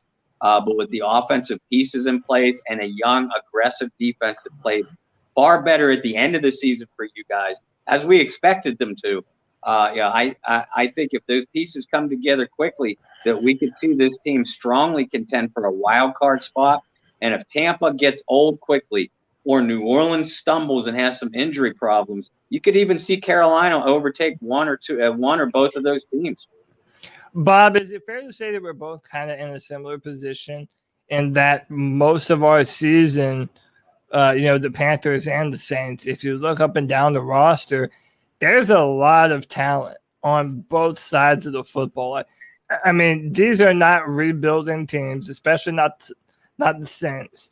But I also feel like the one commonality that we share is that both of our team's success is predicated upon whether or not a once upon a time highly drafted quarterback can realize their true potential that they failed to meet in their original draft home. This is why they love Cody. This is why you cannot have said it better than that, dude. Jameis Winston didn't live up to his write that article, Bob. In Tampa Bay. Write that article right now and cite Cody Lashney. Well, also, and to take it even further, Jameis was in a scenario with a revolving door in Tampa Bay of offensive coordinators and coaches, and now he gets to go and be with Sean Payton, one of the best offensive lines in all of football. Then to kind of mirror that, Sam Darnold was stuck with Adam Gase of all people. And then now he gets to pair himself with Matt Rule and Joe Brady. It's like it's 2 quarterbacks with a ton of potential that now are in a situation to finally realize that potential. Do you think that's a fair assessment? Oh, that's dead on, Cody. These guys are mirror images of each other. Sam Darnold never had a Christian McCaffrey. He never had a DJ Moore. He had Robbie Anderson, but Robbie Anderson was used ineffectively with a trash New York Jets organization. Jameis Winston never had an Alvin Kamara. He never had an offensive line. He never had a Michael. Well, no, he never had a Michael Thomas, but he did have. He had talent. He didn't have. He wasn't around bums. I don't know if it's a mirror image of each other, but I would call it a metaphorical mirror, like of what it is. You know what I'm saying? Is that these are 2 players of, again, like Cody said, top draft stock. Jameis Winston had real success in the NFL. Sam Darnold has yet to really capitalize on that, right? But again, like you have both of them are sort of coming. Sam Darnold coming out of a more unstable, and unstable is a nice word of describing Adam Gase's Jets. You know, like that's me being politically correct out of that dumpster fire. Jameis Winston was never in a disaster of a situation, like complete disaster. Like, I mean, is that they weren't awfully coached ever? You know, is that he just threw, even when Arians came in, he still threw 40. He threw 50 and 50, 50 they had weapons, 50 touchdowns or whatever he did. They had weapons, but they couldn't protect him. And I feel like they didn't have a defense. They didn't have the total thing. Is that Jameis Winston's leap to the next phase, like his going from a bad situation to a better situation, is a smaller step than Sam Darnold's, but metaphorically is very similar. And Bob, like both of these people hinge on that. And Bob, I think you would probably agree that one of the things that we're seeing now that's blatantly obvious that so much of a player's success is where they go to, where they're drafted, and the continuity of the coaching staff. Like if you're a coach, you can have all the best players around you, but if you have a revolving door of coaches and schemes, like you're just kind of dead on arrival, just kind of winging it out there. And the fact that Jameis had LASIK surgery and like his eyes now he can see. Yeah, he was like blind as a bat in Tampa Bay, but like now he's like, oh, dude, I can read signs now. It's awesome. Have you ever seen those? And these are the most, to me, they're very touching. Because I'm not trying to make fun of it. I'm trying to actually say how awesome it is. But these kids that have been colorblind their whole life, and they give them those special glasses that allow them to see color, and they're like, I feel like that's going to be Jameis. It could be Jameis Winston on the field. Like, we should give him those glasses. He's got LASIK. I'm worried. I am worried. You know what? Last year, he did talk about that kind of thing, you know, just the massive difference. And, you know, I can't pretend to know what it's like. I mean, you know, my vision is poor, but I'm also not expected to be an NFL quarterback, and the rest of my body's breaking right along down with my vision. It's not your eyes that you would fix first. Not my eyes that I would fix first. Down on the list a little bit, but hey, you guys are right. Jameis did have the receiving talent in Tampa. I mean, he had Brait and O.J. Howard at tight end, Mike Evans, Chris Godwin at wide receiver, Deshaun Jackson too, I think, for a couple of years. But he didn't have an offensive line that could keep him upright. He had a constantly changing offensive scheme, and I forget which one of your viewers, I just saw it scroll across the bottom of the screen. That the Saints and Panthers have the same basic offensive concepts now. That's a great point right there. Yeah, Swish 94, this one right here. Yeah, that's who it was. And as a result, Darnold's going to have McCaffrey. Winston's going to have Kamara. They both have tremendous receiving cores. I think Deontay Harris for the Saints is going to be in for a huge year. And Marquez Callaway, I expect to make a big jump. And you got Michael Thomas back healthy. Darnold has DJ Moore and Robbie Anderson. Now Terrace Marshall. Question is, can they protect him? Will it take Darnold a year to get out of his head? I think these young quarterbacks, and you kind of touched on it, Cody. If a young quarterback is in the wrong system and he finally gets out, I think it's fair to say that it could take a year to recover from that PTSD. Yep. You're not only learning a new offensive system. And I hope it takes less than a year because Sam Darnold needs to do it now. I know, but Darnold is also going to have what Jameis didn't have last year. Jameis did not have the benefit of a preseason and a full offseason to learn one of the most complicated offenses in the NFL. Jameis has now had a full year to digest that system, which I think is one of many things that give him a distinct advantage over Taysom in this quarterback battle. Darnold is at least going to have a few preseason games to get his feet wet. And unlike Jameis is again going to be in for a legitimate quarterback battle at least early on. This is Darnold's job, unquestioned. It was as soon as he stepped off of the plane in Charlotte. So everything is given to him right off of the bat. I still think he's going to struggle early, but if he's not playing far better football than he has ever played in his career by the end of the year, then, like I said with Jameis, maybe it's time for Sam Darnold to move on to his next profession too. So listen, I know what Tony is dying for me to talk about. So I'm going to. I'm going to. And we're going to talk about Taysom Hill, man. Because, and like you just mentioned it, and you even said yourself, like, you envision early on that there is going to be some form of quarterback competition. There's some form of evaluation going on there where Sean Payton's like, well, okay. I mean, Sean Payton has made it known that he thinks he has the next Steve Young, right? And again, like, part of it is, well, does Sean Payton believe this? Is this just mouth service? Is this something that he thinks his ego can undertake, this kind of, conversion prospect of a Swiss Army knife into a full-time NFL quarterback? My thing is this, right? I look at Taysom Hill, and I said this last year. If you look at what the modern NFL quarterback is built like and what they're required to do, Taysom Hill checks a ton of the boxes. Oh, man, he looks great in a uniform, bro. Listen, he looks great in a uniform. He runs a legit 4.4. Yeah. He does have a big arm. He runs like a running back. He's been in the system a while, so he's been around Drew Brees and he's been around Sean Payton. I need you to tell me, because Tony loves to make fun of my ass about thinking that Sean Payton might actually have something and Taysom Hill being a good quarterback. But what do you think? Like, what is the actual chances that, one, Taysom Hill becomes a starting NFL quarterback? And number two, if he doesn't, what's preventing him from doing so? Is it accuracy? Is it just not reading the field? Tell me what you think about Taysom Hill. Wow, there's so many things to start with. First of all, and I throw out the caveat as this is my own personal opinion, but I said it in an interview the other day.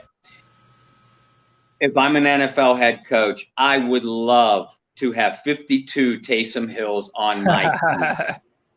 Yeah. I say 52 because the 53rd, I want to be a real NFL quarterback.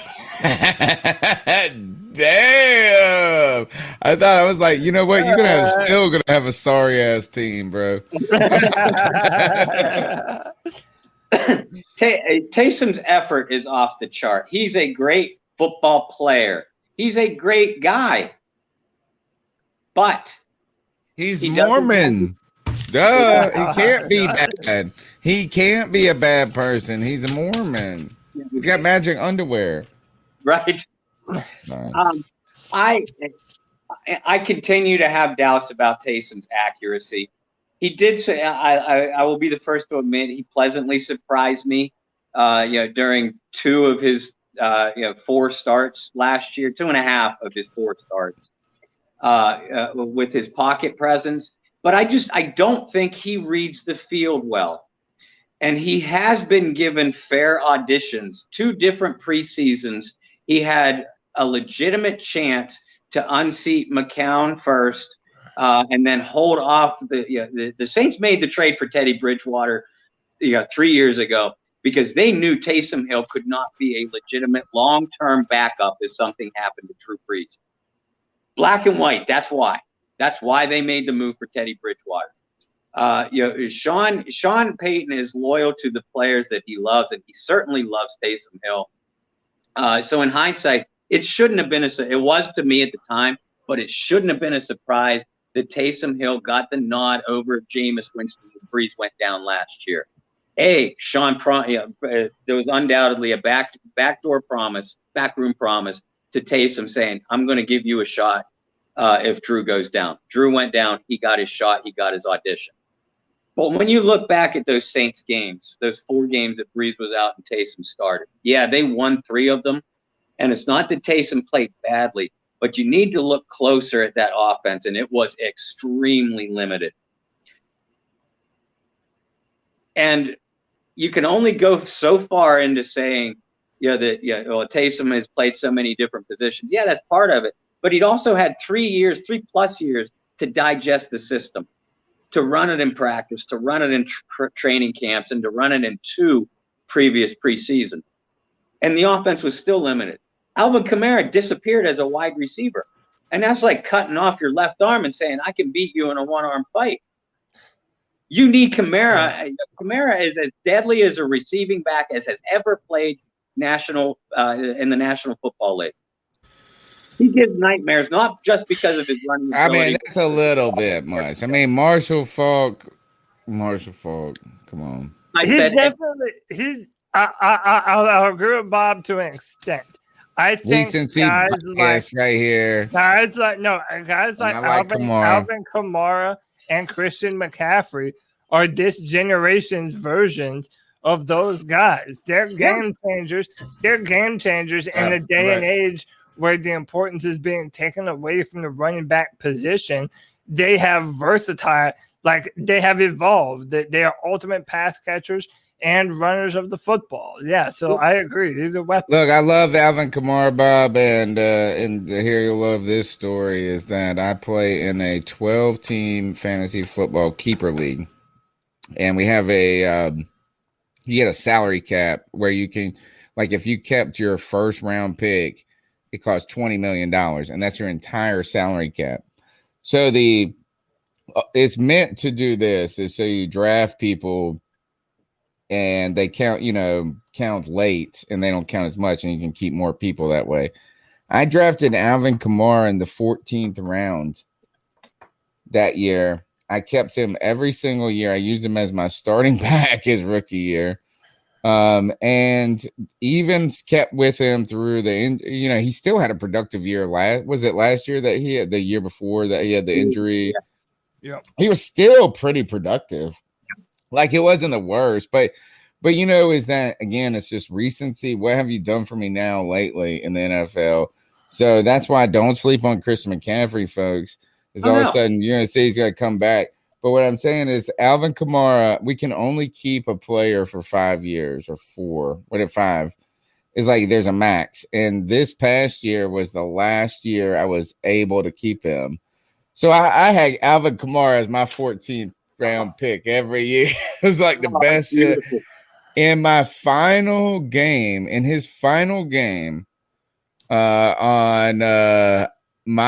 the team that has not changed in the name. The name hasn't changed. I like Butker is the name of my fantasy football team. Alvin Kamara scored 6 touchdowns or whatever in that final game and helped me win my Super Bowl. Joe Riolano, co-founder of the C3 Panthers podcast, my best friend, when we were talking about Kamara and McCaffrey in those first 2 years, and people are comparing them, he always said this is Alvin Kamara's Christian McCaffrey with some ass. He got he got some ass. But still is that Kamara and McCaffrey are these transcendent players like Cody's talking about, and players that get somehow Kamara still getting slept on in the NFL. And I understand with McCaffrey, the injury last year, because all fantasy football people do is just look from last year's stats. Right. And they say who had the most stats. So I'm expecting McCaffrey to have a sensational year this year. Kamara is the shit, dude. I love him. But I do believe Marshall Faulk's the best pass catching running back, bro. You notice I'm just picking on you. He's also another important person in my fantasy football life. All this is actually just tied to my fantasy football team. And you notice my choice of where I said out, Kamara was as good as anybody. Yeah. And I realize it's a stretch. Falk is a Hall of Fame. No, I actually don't think it's too much of a stretch. I agree. Right? I think it's a legitimate conversation to have.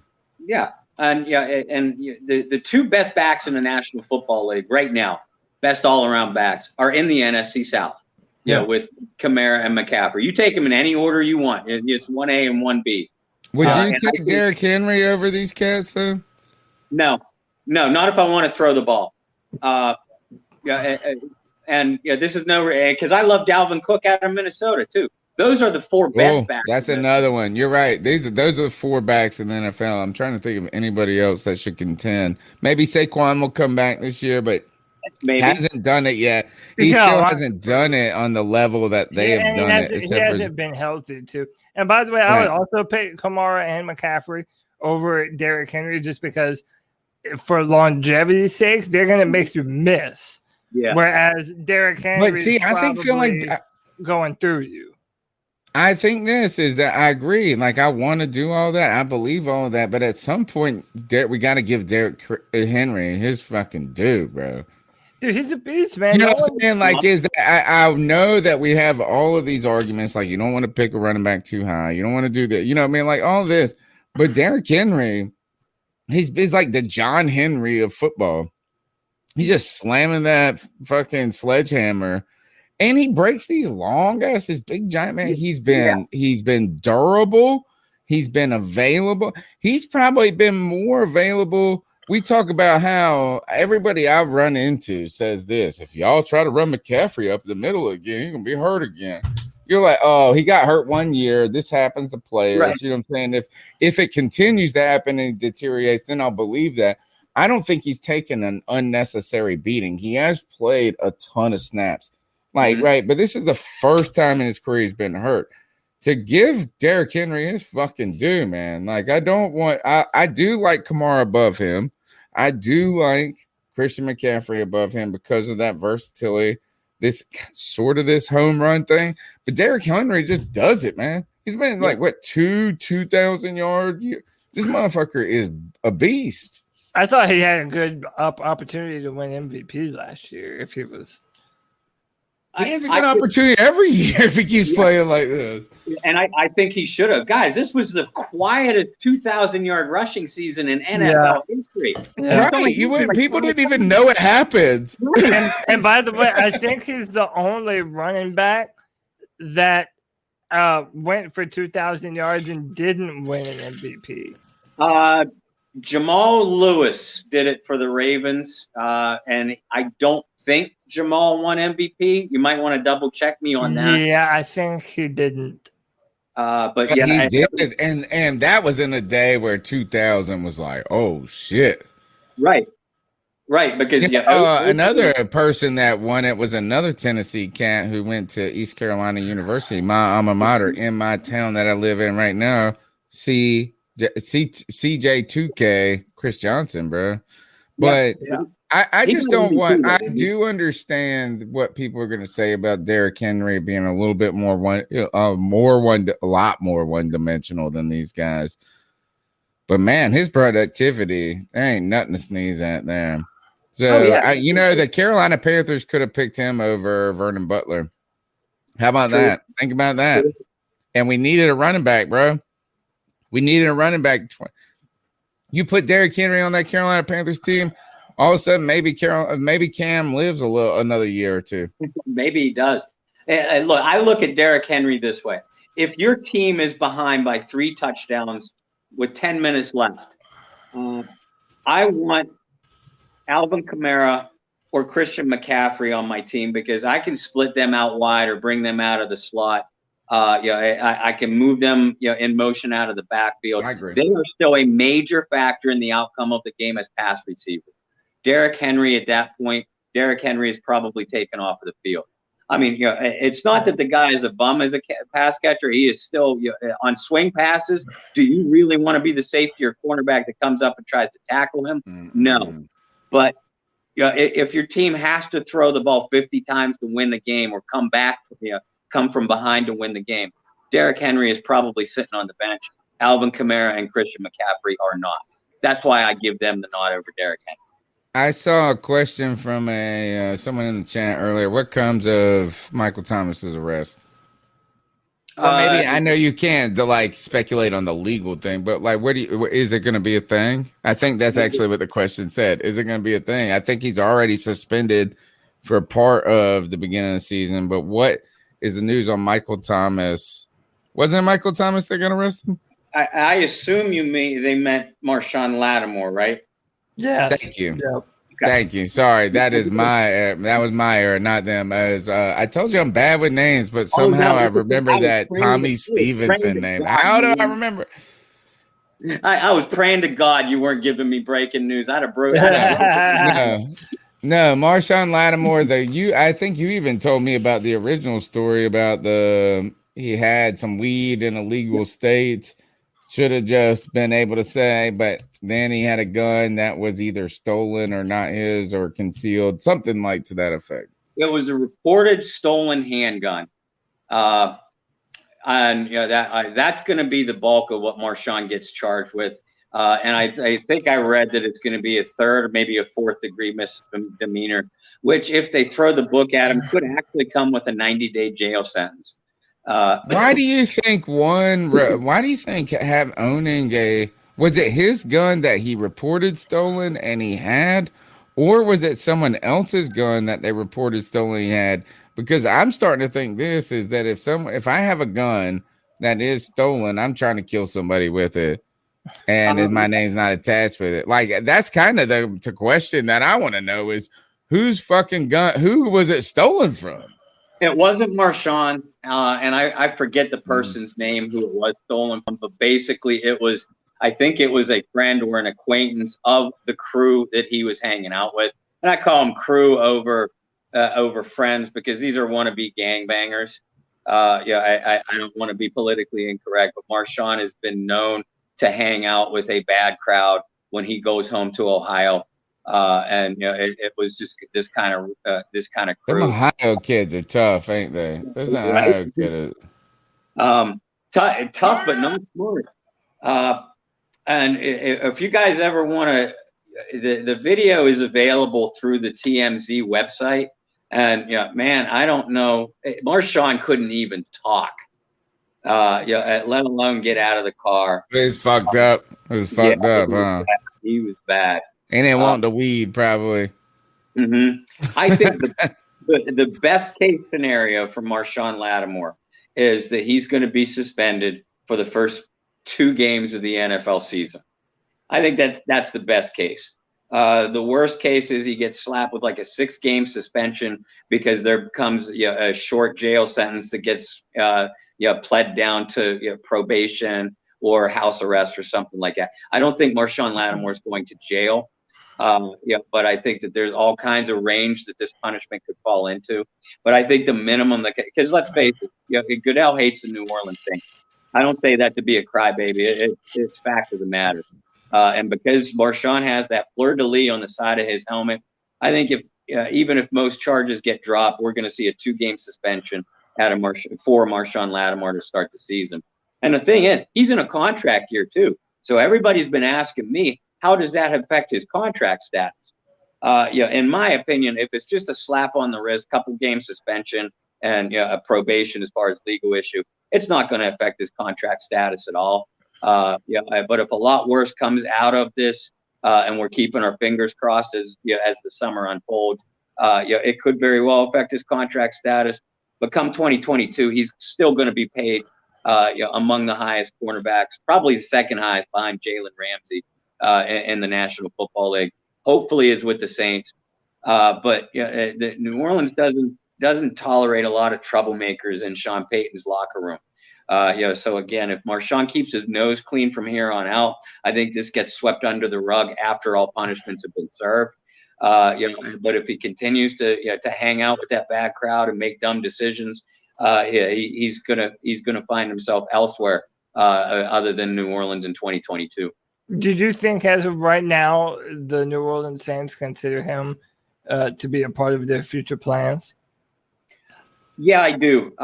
Because they added those the Mickey Loomis voidable years, two voidable years onto his deal, to create some salary cap space. The voodoo years, you and your voodoo fucking magic.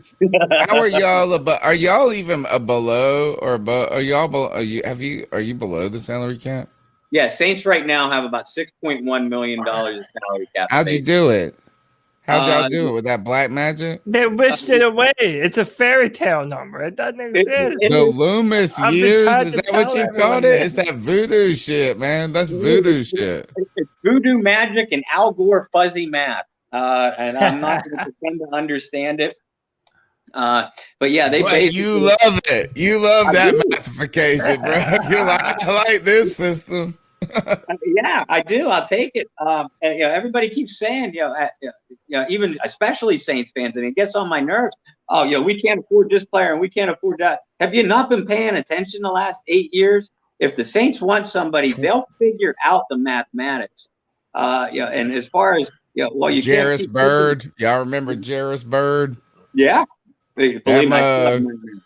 I wanted that. That he ended up coming. Every Panther, every player, every free agent that I want comes to the Panthers 4 years later, 4 years after the fact. So I wanted Jarris Bird. You guys paid $1 million bazillion for him. You didn't have any money. You got him $25 million. How you didn't have $1? And then we get him 5 years later. He ain't still not even. He's no better. Nope.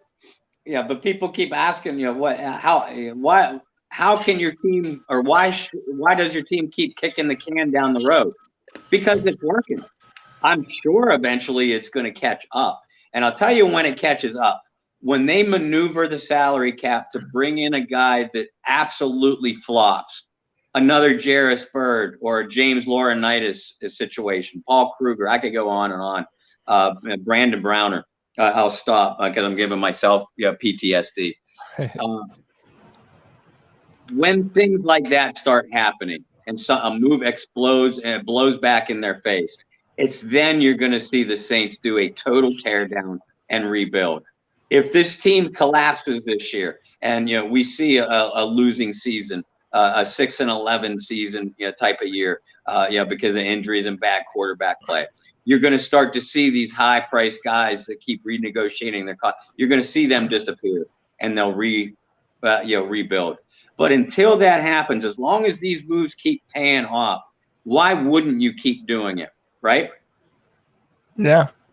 My final question is kind of related to that now. Tell us about back to Taysom Hill.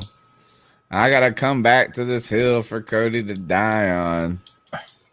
What is his contract? It's like $144 million of shit. Nothing. Well, all the years are avoidable. What is the contract? Tell us what this contract is. I saw this number, and it's just like, why? Tell me why. I don't know if you ever watched Pat McAfee, but they have a ball with this notion of all these avoidable years that make it Loomis down there, so given out to these players. So yeah, I would love to hear your thoughts. Tell me what this is. I want to know what it means. What this contract is. Would you sign it? Is it like buying beachfront property in Florida? Yeah, it's a timeshare. Yeah, a timeshare. Maybe that's what Loomis is. He's a timeshare salesman. He makes your family. We all say this. We tell our children to cry. I did one of those timeshare joints, and we had to do this. I said, my wife and I said, y'all just behave. You do whatever the fuck you want while we're in this meeting. We don't give a fuck. Like, this is the one time you get to be whatever you want to be, so we can get out of this shit faster. Listen, and I wrote the article when they broke news about Taysom's new deal, and I got crucified for the headline, because it was. What was it? Tell us what was the headline? I think it was something along the lines of Hill signs gigantic or enormous contract extension, and then rarely will I throw out a title that's clickbait. You guys know me. Right. But in that case, on the surface, as the contract reads, it was an enormous contract extension. Now, I said in the teaser, read on, because this is fake math. And then I broke down the details of what was actually going on and why they did the deal the way they did. But you guys know, most of society, most of this pop-up book society, they cannot or will not read past a headline or a picture. Oh, no, they won't. No. And that's why the headlines are deadly. Yeah, they are. I mean, like we're like good or bad or indifferent. What I'm saying, you're right. Is that Yep. I've found that people don't even want to listen to the podcast. They just want to tell me what they think. Yeah, pretty much. You know, I mean, it's not like a mean thing, but you're right. Is that people actually don't want you to tell them about Taysom Hill's contract. Now it's them getting to tell you what they think about Taysom Hill's contract. So what do you think about this ginormous fake math contract? Well, yeah, and they did it purely to create some salary cap space for this year. The reality is, as it stands right now, both Jameis Winston and Taysom Hill are playing on one-year deals, and they are both scheduled to be unrestricted free agents at the end of the 2021 season. What these voidable So if deals, he's on the team next year, Taysom Hill, he gets like $44 million, right? right? Or something like crazy that's amount. Yeah, if they're going to keep him around, He's going to be a Carolina Panther now for $85 million. And fucking Cody Lashley's going to love it. Then I can really die on the hill.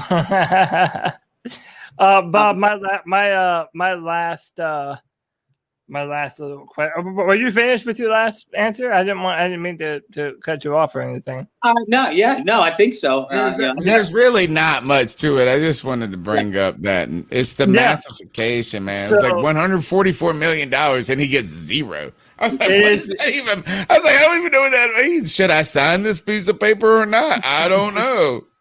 Yeah, are you guys paying me or no? Like, am I working for free? I feel like I'm working for free now. Hey, so does this mean I do have a job playing football? All right. So my final question to you, Bob, and I don't mean to put you on the spot, but I guess I do. What say you about the record this year for the New Orleans Saints? What do you think this team will be? Do we see a massive step back? Do we see a similar football team?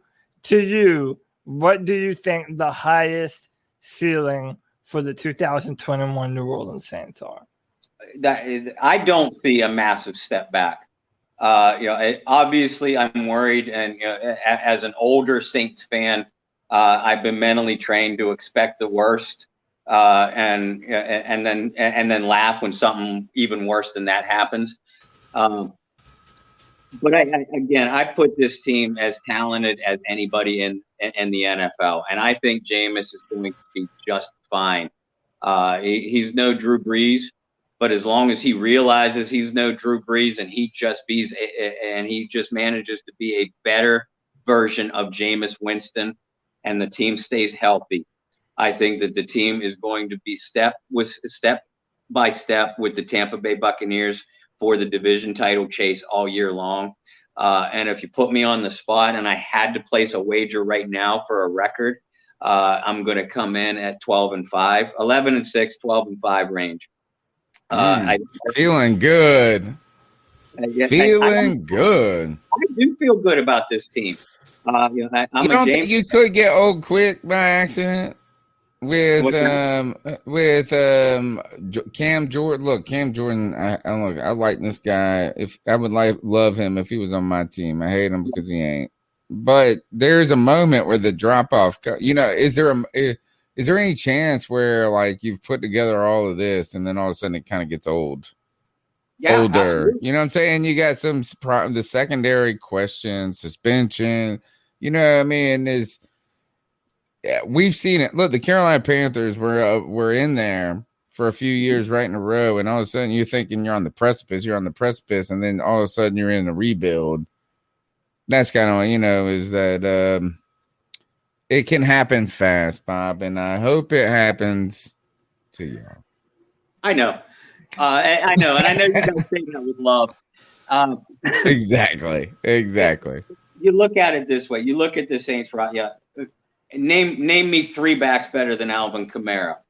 Name me three receivers better than Michael Thomas. Name me three offensive. That's easy. That's easy on that second one. Michael Thomas ain't even in the top 5. I mean, that's another show. That might. You really think that? I think Michael Thomas is the best receiver. Tyreek Hill, number one. Number one. No. Devontae Adams, number one. Number one. That's who I picked. Number one. Number two. All right, how about Stephon Diggs? Number two. Tyreek Hill. Number three. Number four. Ooh, give me a four. Somebody is. I promise Hopkins. You. There you go. Four. All right, maybe. And you know what? I would say even I'm like a little cautious on that one. Hold up. DJ Moore. Boom. Nah, I think that. All right. So, I know Republic got to go in here, but yeah, Bob, we do. Real quick. Do you think Michael Thomas's role changes going from Drew to Jameis? From Drew to Jameis, no. Other than we'll see more downfield stuff from Michael Thomas, because Drew's strength was timing, and Michael Thomas is such a precise and physical route runner. But he has underrated athleticism, so he can make plays down the field with Jameis. With Taysom, if Taysom wins the job, as unlikely as that may seem, it's still possible. I'll be interested to see how Sean tailors his offense, because again, that's not going to be a timing-based offense either.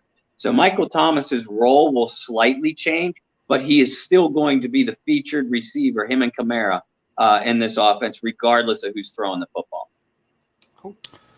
All right, Bob, tell them how they can. Man, first of all, I want to thank you so much. You have been so generous with your time tonight. You were so fun in the redraft, and like you said, you are our family on this podcast. You've been coming on for years now, years and years at this point. You're always a fantastic guest. How can the fans of the C3 Panthers podcast, because we need to know more about the teams we're playing. I always say this. We look in the mirror so hard. We just stare mirror on the wall.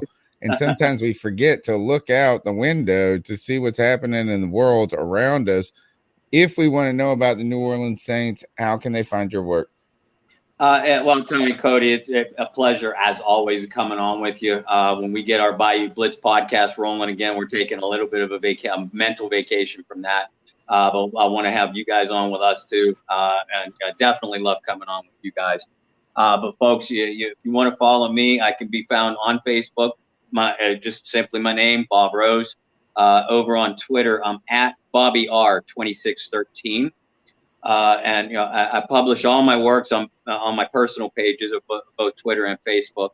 But they could also be seen on the Saints News Network or at Saints News on Twitter. Or even if you go to si.com, the Sports Illustrated team channel, and search for New Orleans Saints. Myself, John Hendricks, Kyle Mosley, we are the Saints News Network, and we do this the New Orleans Saints coverage for SportsIllustrated.com. So make sure you check out our pieces there.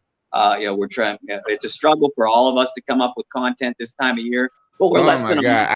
I'm not even interested in trying. This is like not my time. I'm so tired of the three people we could trade for that don't matter. It's just I feel like we should all just take a break at this moment and wait. I wouldn't be against that, but I got to pay bills at the same time. So even if you're a Panthers fan and you want to click on to see, go see who the three players the Saints need to trade for right away. But I truly do. You do consider you guys family, and your fans that follow your show. You guys have been so great to me in the past. Whenever I've been on too, we might be like brothers that battle a lot. But when it comes to the outside world, including against the Tampa Bay Buccaneers and Atlanta Falcons, we'll come together as brothers and beat them all down. That's right. And enemy of my enemy is my friend. Indeed. Fuck the Atlanta Falcons. I get to say that every time. Boom. As I say that to the Tampa Bay fans, I say I hate the Falcons. Bob, my brother, I have multiple family members that are New Orleans Saints fans, so I'm used to building close relationships with Saints fans anyway. So I'll just have Keep to your add enemies close. I'll just have to add you to that group of cool Saints fans that I begrudgingly get along with no matter what. So. All right. Yeah, thank you so much for your time, Bob. That's Bob Rose. Check them out on the SI.com. They're following the Saints. You will hate what's happening, but you'll love what you read when it comes to Bob Ross. Thanks again, man. All right, let's go on to the next part of the show, man. We got the final part. We got the final segment. We do need to get to the cat calls. Man, Cody, you're going to hate this because I got an idea for next week's show. And you better I'm gonna hate it. Sleep on. You're going to hate it because the redraft took a little bit longer than I thought it was. I thought we were going to be able to do the redraft in 30 minutes. Oh, yeah. Next week. Anytime you think that you can do something in a certain amount of time, I automatically know that you're wrong. But it's fine. You're right. And that actually is probably every human being in the world. Not just me. But next week, you too. I'm the worst at it. You're the worst. Of 7 billion people, no one's worse than you. Yes, there is no one worse than the professor at time management. Next week, we are an expansion team. The Carolina Panthers are bursting onto the scene. Yeah. And we get to pick one player from every team. Yeah, but then they get to but doesn't every team get to protect 5 players or something? Well, we're not gonna make that complicated. Do you know how long that would take if we had to explain the protection and then you were like, well, oh no, you couldn't take him. Next week we're an expansion team and we're picking our perfect 2021 team. Imagine that. What if they couldn't protect anybody and you just gave somebody a Super Bowl right off the they're like, welcome to the NFL. You got a Super Bowl. Deshaun Watson. I'm picking Patrick Mahomes. I'm picking Derrick Henry.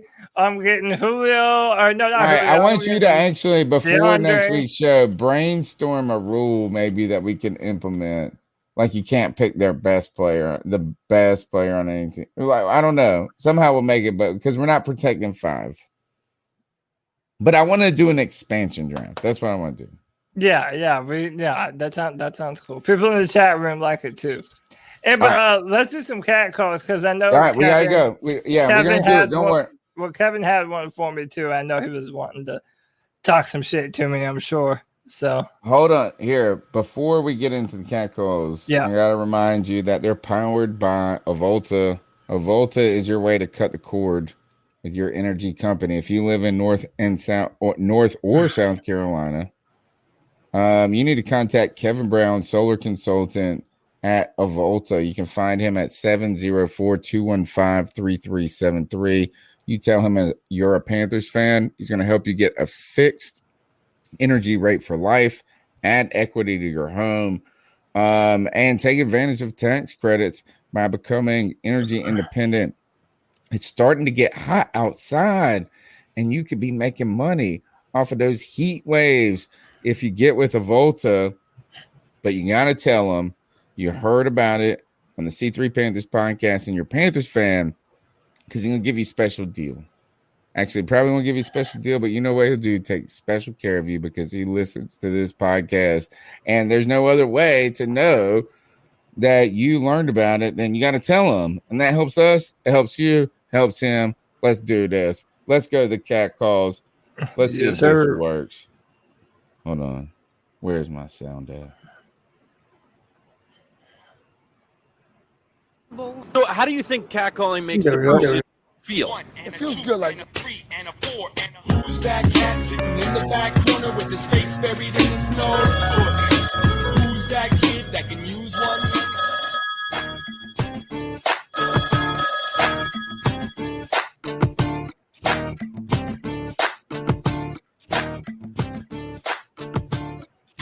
Play on me. Play. Double click.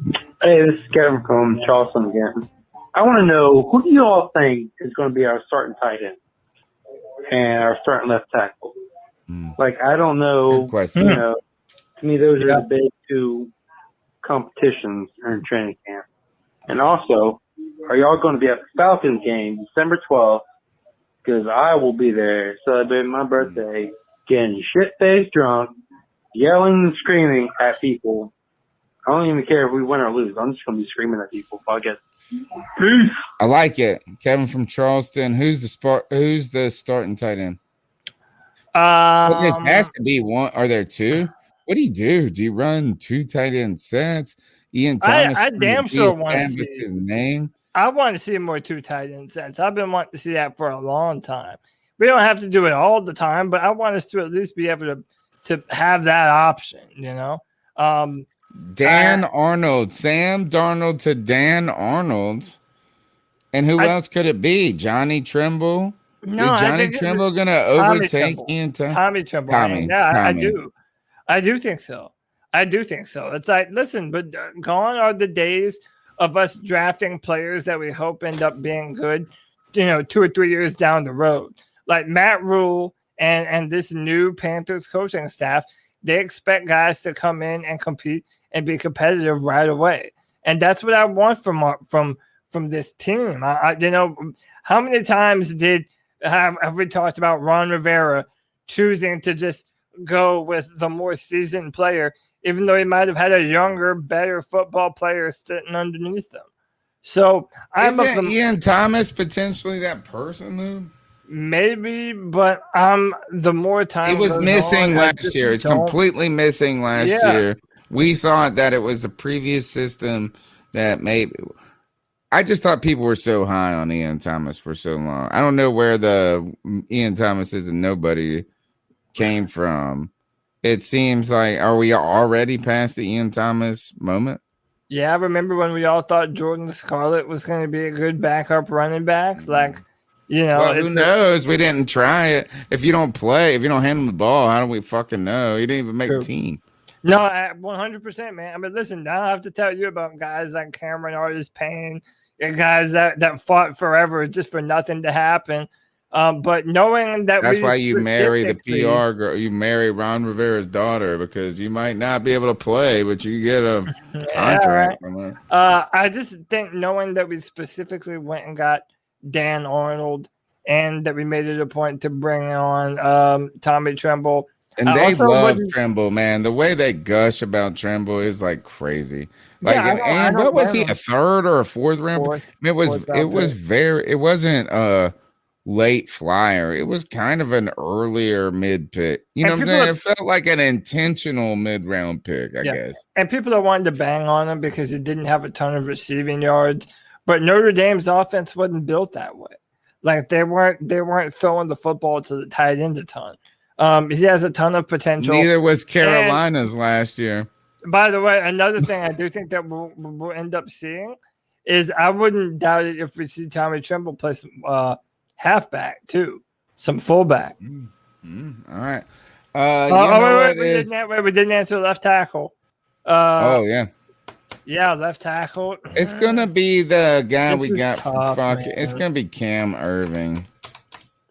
Fuck. Yeah, dude, that's depressing, dude. He beats out Trent Scott. It's either him or Trent Scott. I mean, are we all? I mean, it's such a stab. I don't want to put Trent Scott. Look, is that here? If you put Trent Scott as the starting left tackle, it's not fair to him. But have you already resigned? Like, you gotta take the job if it's given to you. Like, if they offered me the presidency of the United States right now, I gotta take it. Like, because I ain't ever gonna get an opportunity like this again. But it's too much. So Trent Scott, I just think that I like this player. He's got a lot of potential, maybe at right tackle, maybe at guard, you know what I'm saying? But I think it's just too much to ask for him to be starting left tackle. Cam Irvin, I asked my Dallas friend about this. He said he's not that terrible. He just looks like shit doing it. It's not pretty. Like, you're like, ugh, but it's not awful. Like, he looks worse than it is. Like, it's just kind of clunky and this and bizarre. So, and multiple, but I think it's Cam Irvin. Can I say this? Taylor Moton was either a 3rd round pick or we traded up into the 2nd round for Taylor Moton. Yep. So, okay, listen, my thing is this. I don't know that Brady Christensen will be able to play left tackle this year. But dude, he damn well better be somewhere on this fucking offensive line. Was he third round? He 3rd round? Yeah, if we end up going into this year and we didn't draft a starting offensive lineman, dude, I think that's going to be considered a miss, man. And look, this is what Tyler Cunningham in the chat says is like, how do you feel about not getting an offensive lineman? I'm still pissed. Rashawn Slater, like you put Slater in here, and it's like you got to try him at left tackle. We're going to be even more pissed if we go into this year and we still don't have a serviceable left tackle. And so who is it? Who is it then? Who starts? Dude, it's probably Trent Scott. Wow. And that's embarrassing to me, man. No, man. I mean, like, I hope that best for him. I'm not going to hate him yet. But I don't like putting people in untenable situations. But do you agree with me, though, that Brady Christensen better fucking start this season? Because in my mind, if it doesn't, then it's like, what's the point? I don't think he has to start right away. How about here's the thing right away is that I think that they picked him a lot because he can play guard. He can play center, man. I think a little bit is this him playing center. Play guard at BYU. But he can play. He did play center for a while, right? Pretty sure he did at one point. He had some snaps, but the large majority of his play time was at left tackle. I'm going to tell you this, if that mug steps up in the NFL right away and we try to start him as a rook on the left side, God bless Sam Darnold. What if we do? It's a steep-ass learning curve. You know what? He better, man. These are very real questions about like why we shouldn't just be overly gushing about the draft. Right? We went crazy about the 2015 draft where the Carolina Panthers looked like they nailed everybody. Right? And then 2 years later, nobody – but I think that is, you want your first 3 round picks. I think Bob Rose said this, is that you want, like, he's expecting his first 3 round picks to be contributors. And I kind of thought that's a high bar. But it's kind of the bar between good, like, very good and not good. Yeah. Right? If your first round pick starts and nobody else does, then who gives a fuck? If you're first and second, it's a little bit better. But if we said this, if we got our first 3 picks right and we didn't get nobody else, I'm fine with it. You know? Yeah. It's like, we didn't get Jordan Scarlett right. But you know what? The problem wasn't Jordan Scarlett. It was the 2 picks before him, too. But I've said this. It's not unreasonable I don't think, for a fan to expect that your first 3 draft picks are starters in their first year. Like, it doesn't always happen. Actually, I think that needs to be the expectation from the GM. Like, if that doesn't happen, then you didn't get it right. It's not actually on the player, right? Like, I'm not saying it's the player's job. They're going to do their best, you would hope. But if you don't pick a starter in the 3rd round, don't you kind of think you failed a little bit as a GM? Absolutely. And that's what I'm saying. What's a home run, right? Isn't the home run get landing 1, 2? Like if you were a GM and you said, I got a 6th round pick, but I busted on my 2nd round pick and I did this 4 years in a row. But if I just came to you every year and I said, I got my 1st, 2nd, and 3rd round pick, I ain't picked no more, and I got them all right, you'd be like, we good? If you knew that you were hitting on all 3 of them, I don't know, man. I'm going to be very disappointed if Brady Christensen doesn't start this year. I think he needs to be a big part of our offensive line. Save that for your hot take, real take later on segment. Not tonight, but another show. Next call. Hey, this is Kevin from Charleston, and I know it's a slow. This might have been his first call. Might have gotten out of order. This thing with David Tepper, talking about he's going to get a new stadium, but he's not paying for it. Like, I'm tired of billionaires taking taxpayer money to build stadiums. That dude is worth $10 billion, richest owner in NFL, and he's like, I'm not paying for it. Like, I'm tired of seeing that. Have you ever met a billionaire who did though? Non-profitable, organizations. Like, how? I don't understand. I really don't understand how any of it's legal, but that's beyond my conversation, whatever. All right, I'm gonna stop the call there because I do want to talk about this real quickly. It's kind of thrown off guard by Tepper's comments about the stadium, not about the building part, but about he said, no way in hell we're going to have a dome. It's like, what do you mean? How did he say this when all he said is that he wanted to have a fucking Jerry's Palace?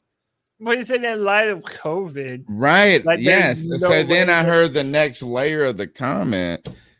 And is that maybe a little, is he going too far? Can you not do, I mean, I think he said he would consider a retractable dome. But I mean, is he really thinking that like you don't feel safe forever inside?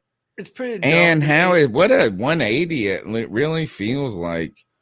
And last point to the caller, and I'll give you the mic to just finish it up, is that this is a very touchy situation when it comes to, not touchy, it's a complicated situation when it comes to taxpayer dollars, government, what people should do, particularly with the rich and this and that.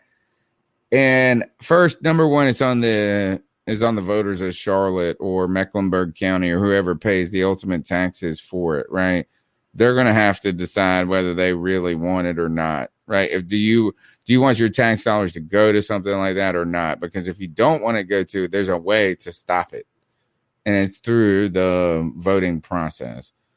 The other point of contention that is very difficult or is hard to decipher, I haven't done research on it, but I've heard Kyle Bailey from WFNZ talk about it several times, and that the billionaire owners always like to talk about, well, if we bring you this stadium, it's going to bring back all this money to the economy.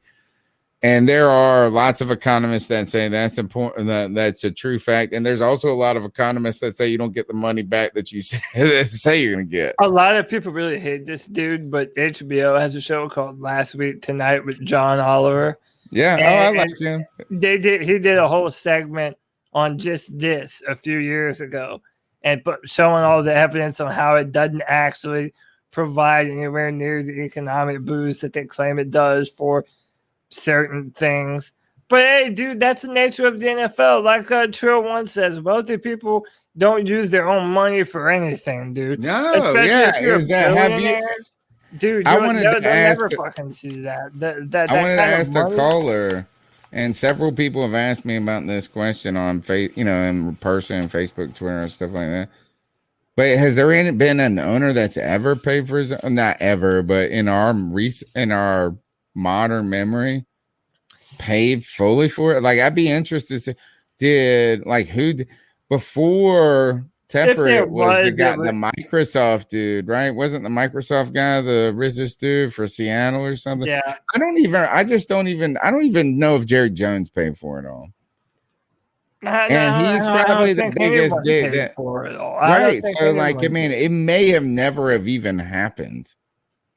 That's a big point, right? Like, so if you ask, like, if you say, I don't think that these persons should do that, and it's never, and they've always done that, like, it's a far stretch. So there's two things to mention here, and one of them that is actually relevant is MLS, because if the Panthers and the new MLS team are going to share a stadium in soccer, you're not allowed to play under a closed roof.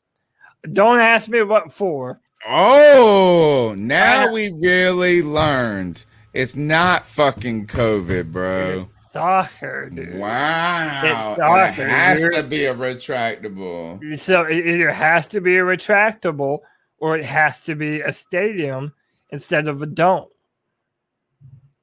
So you just solved it, bro. You just fucking solved it. I think so, man. And it's not COVID, man. He knows this. They just ripped down all the side, bro. They just ripped down all the natural grass. Why? Because they're going to be playing the MLS. That's it. I don't know what it is, but he's trying to get the taxpayers to pay for the retractable dome now. That's what it is. That's going to end up being what it is. And see, the thing is this, there aren't really many other places in America for an NFL owner to use against the city to hold the team hostage. Like before, there was always the looming specter of Los Angeles. Oh, well, fuck it. If you're not going to give us what we want, we're going to take a team to LA. Yeah. But now there isn't that. Now there's no more Vegas. Like what? Maybe you're talking about maybe San Antonio, maybe back to San Diego. But if they're not paying for the Chargers, St. Louis, nope. Nope. St. Louis, nope. That's what And I'm Charlotte saying. is like such a great city right now. Like it's a city on the right, you know, like it's not a city whose past is behind, or it's like kind of heyday is behind it. It's actually like in its moment. City in the southeast. It's in its moment. You know what I'm saying? Yeah. Like a St. Louis is like it's a has been. Like a Detroit, it's a has. You know what I'm saying? They were super important cities at one point. But then, like, is their future ahead of them? Man, that's gonna be hard to say. I'm just gonna move. Where would he move? That's what. Send us your calls. Not right now. We'll play them next week. 252-228-5098. Though, where would the Carolina? Where could they move? Where could any team move right now if they didn't want to pay for it? Next call. What's going on, Z3 Nation? It's your boy James hitting y'all up. What up, Jay? There's nothing in Carolina news that I really want to talk about. I don't think it's nothing really popping out there to talk about. I know everybody talking about the old Clinton-Dix, but we'll see. No problem with that. But I want to get y'all thoughts. I know y'all don't talk about college sports probably until like the draft or something like that. So I just want to get y'all input on the whole thing that they talking about adding 12 playoff teams to the adding 12 playoff teams. Me personally, I think it's bogus. I understand it's a money grab, but crazy thing is the kids don't get paid for it and stuff like that, which is ridiculous. Well, they're getting ready to make money. To me, I don't think they need 12. I mean, if you're gonna push it up, I understand 8, Yeah. But, it's a money grab and, people complain about the same 4 teams. I'm like, man, the same 4 teams ain't always in the playoffs. Maybe probably the same 3 and it probably rotate. And if anybody that watched college football for a long time, a lot of times you do have 3 top tier elite teams. Like in the 90s, it was Florida, Miami, and Florida State that was running it. In the 80s, it was Oklahoma, Nebraska, and Notre Dame been running the place. So you're gonna have those 3, 4 teams that are gonna be running the era. That's just the way it is. People want the soft, the group of 5 teams to come in. I'm like, look, the group of 5 want to get in, they gotta have a tougher schedule, and they gotta win about 10 games. It's not about having a tougher schedule. I'm gonna take this. I'm gonna start your college. You're more into college football than I am, Cody, but you're also cheering for a team that's part of the Power 5. Yep. Right. So you are in a team that you're in a conference that gets a bid. And now I'm not saying that I'm a East Carolina Pirates fan, right? I'm not saying that we deserve to have a spot, right? Or that people from the American need to be in the playoff each year or something like that. But there's actually zero opportunity for those conferences to truly get in. Right? Like that is the problem that when you look to the college basketball bracket, is that, we all think that the power schools are the ones that are getting the 1 seeds and this and that. But if you don't get a chance to even like potentially get a chance at the dance, right? Like, is not only do you have to ask the hot girl out and she say yes, but even if she said yes, they ain't going to let you in still. That's what's facing some of these young. And how do those teams recruit people? How do those teams schedule tougher schedule? You know what I'm saying? Like, how do they truly do that in a way that is meaningful and valuable if there is no potential for anything beyond just a conference championship and a small bowl game? Or not a small bowl game, but I just wanted the opportunity to land in the dance. Not a guarantee, an opportunity. See, I'm very neutral about this because one, change is inevitable and it's been talked about for too long. And I knew that it was going to happen no matter what. But so, and you kind of touched on a lot of the points, Tony. It's like, Okay, Clemson, Alabama, Ohio State, LSU, Georgia. Like, there's a certain select few teams that are always going to be in the top recruiting metrics, right? They're going to get the best high school football players. And then those are the teams that largely dominate the college football playoffs. So the mindset is now that you're opening it up so that way more teams, when they're out there recruiting, they're going to be able to tell their players, yeah, you're going to have a better chance of being able to play meaningful playoff college football by coming to this program. The problem is you're going to see a bunch of matchups that you think that you want to see, but I promise you just fucking don't.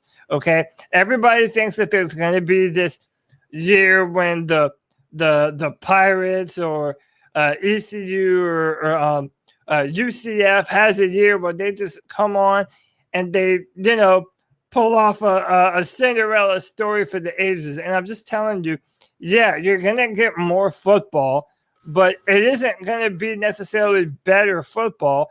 And you're going to have a lot more teams that are in the playoffs that don't necessarily deserve to be in the playoffs. Because, by the way, they're not talking about expanding it to 8 players. They're talking about going, or 8 teams rather. They're talking about going from 4 all the way to 12. But so if they did, I think the reason they're trying to think of this broad net is because they even know that like a 10-2 team or whatever a 2-loss team, like a 2-loss Georgia, right, could go up against a UCF that's undefeated, right? So UCF should have a chance to play them, and they know that you're probably right that it's not going to be as Cinderella-ish that we want it to be, right? Because football is a little different than basketball where you get hot and streakier. But there is an opportunity. The problem is that in the current system, there's no opportunity. Who would have thought that the BCS, at one point when we all complained about how they ranked the BC, remember all the BCS bowls and this and that, and how we all thought that was like the stupidest shit and we didn't understand the magic behind it? Who would have thought that actually was a better system?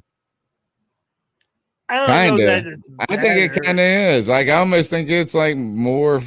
I think it's better than what we got. No, but then you had years where there were teams that went undefeated and that didn't get picked to play in the national championship game. So then it's man, we had teams that went undefeated and don't even get a chance to play in the national championship game. So you're right. I guess. Oh my God, crazy! I've never heard of this shit before. There's a happy medium, and to me, that number would have been 8 teams. And I think that would have given every don't you think shouldn't every conference championship get a chance? Well, no, it would. Or else then you shouldn't be in the same fucking league. Then we gotta let you out of a different league. We gotta put you in a different league. You should be Division 2. Like, if your conference championship don't mean shit or whatever. In 2007, if every conference don't get a bid to the dance, then your conference shouldn't be in the motherfucking thing in the first place. Yeah, I hear what you're saying. But it's also you might get beat down. But damn, if not, then it's all a fraud anyway and shouldn't have even been a fucking conference. But like in 2017, Alabama won the championship with Tua, but they lost the SEC championship game. And they still managed to get in over a 2-loss Ohio State team, even though Ohio State won the Big Ten. So in my mind, 8 was the best number because you would have had the conference winner from all the Power 5 conferences, and then you could have had the next 3 best football teams, like Notre Dame, since they don't have a conference, and then maybe if Georgia or some other Big Ten team that was good enough to be considered, or maybe that's when you have an undefeated UCF and you want to give them a shot at the playoffs. But 12, dude, I think you're going to see a bunch of really bad football. And you're talking about if you're a senior or a junior getting ready to go into the NFL, you're talking about more unpaid football before you go pro. Next call. Hey, y'all, my podcast brothers. How y'all doing? What's up, G? G. Cavassier. Hey, man, how y'all been doing? I know I ain't called in a while. I haven't listened to the show in a minute because I've been kind of busy. So forgive me for that. But hey, man, hey, Robbie Anderson showed up today, y'all. Isn't that something? Didn't he show up? I knew he was gonna show up anyway. I wasn't even worried, to tell you the truth. Wasn't worried at all. The reason why I called is you seen the players that are trying out. You see Clinton-Dix. What you guys think on that, man? Because when he came in the league, he played for, I think he got drafted by Green Bay, if I'm correct, man. Yeah. He was okay, and then, he just fell off the face of the earth, because I know he played for Green Bay. I want to say he played for Chicago. Then I think he went to Dallas, and I think they let him go. I haven't heard that name in a while, because I remember him in college, man. And he was pretty good in college, but I don't really Is that another Alabama player? He's been doing the last 3 or 4 years, and I think so. you think With he's all worthy those to become a recruits? Panther? You know, because you remember the last time we took that one dude, that corner, I forgot his name, that played for the Saints. And he didn't match out at all, you know. So give me a thoughts on We had Jarris Bird from the Clinton-Dix, Saints. We had Eli Apple. That's what he's talking about. Actually, that's thank you, G. Cavassier, for that call. And that is he led me into what I was going to ask. Will he be Kurt Coleman, or will he be Eli Apple, or will he not be on the team at all? We talked a bit about it earlier in the show. Any further thoughts on Ha? Or should we just ha? No, why don't you tell me? Listen, I told you I love the idea of bringing in Ha. I didn't hear your opinion though. What do you think?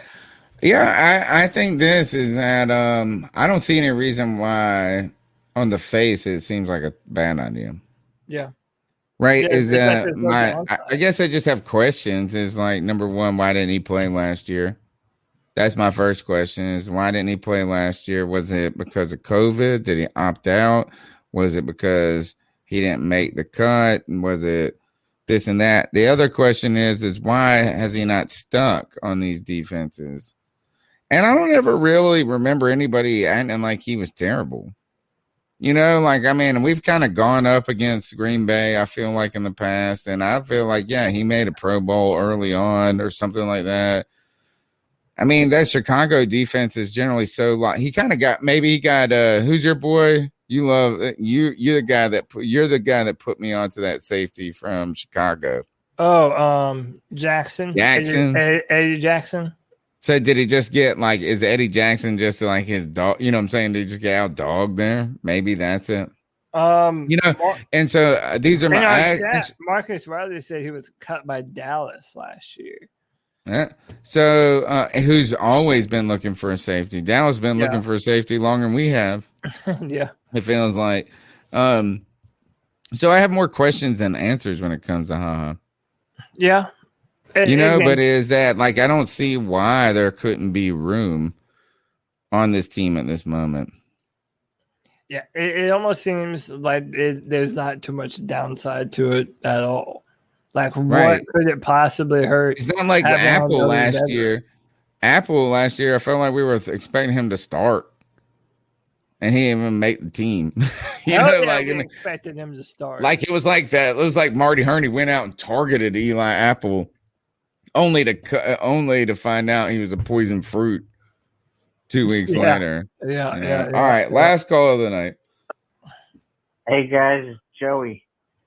I like that guest you had on today because, he's like me. He said he won't be fixing his eyes anytime soon.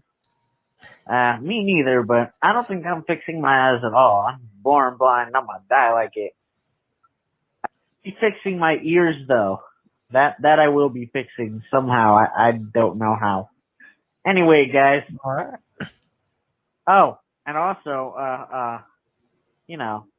the Panthers need to be, a dynasty. We need to win the Super Bowl. We need to fix that. Wow. He's getting better at the bellow, man. That growl to start it off, man. He's got that mastered. And he has finally seen how to do it. He finally has seen how to do it. Hey, that man sees no evil. So say what's going on about him. This is the C3 Panthers podcast. We're gonna ice some mugs up and get the hell out of here. You got an ice up pick. The ice up segment is the longest running segment of the Carolina Panthers of the C3 Panthers podcast, and that's where we tell someone to ice up, toughen up, to get it together. Everyone's fair game. This is our homage to Steve Smith, who will punch you in your mofo face if you got a problem with it. Cody, you got an ice up pick for me? I do. Oh, good. Let me just pull this up right quick.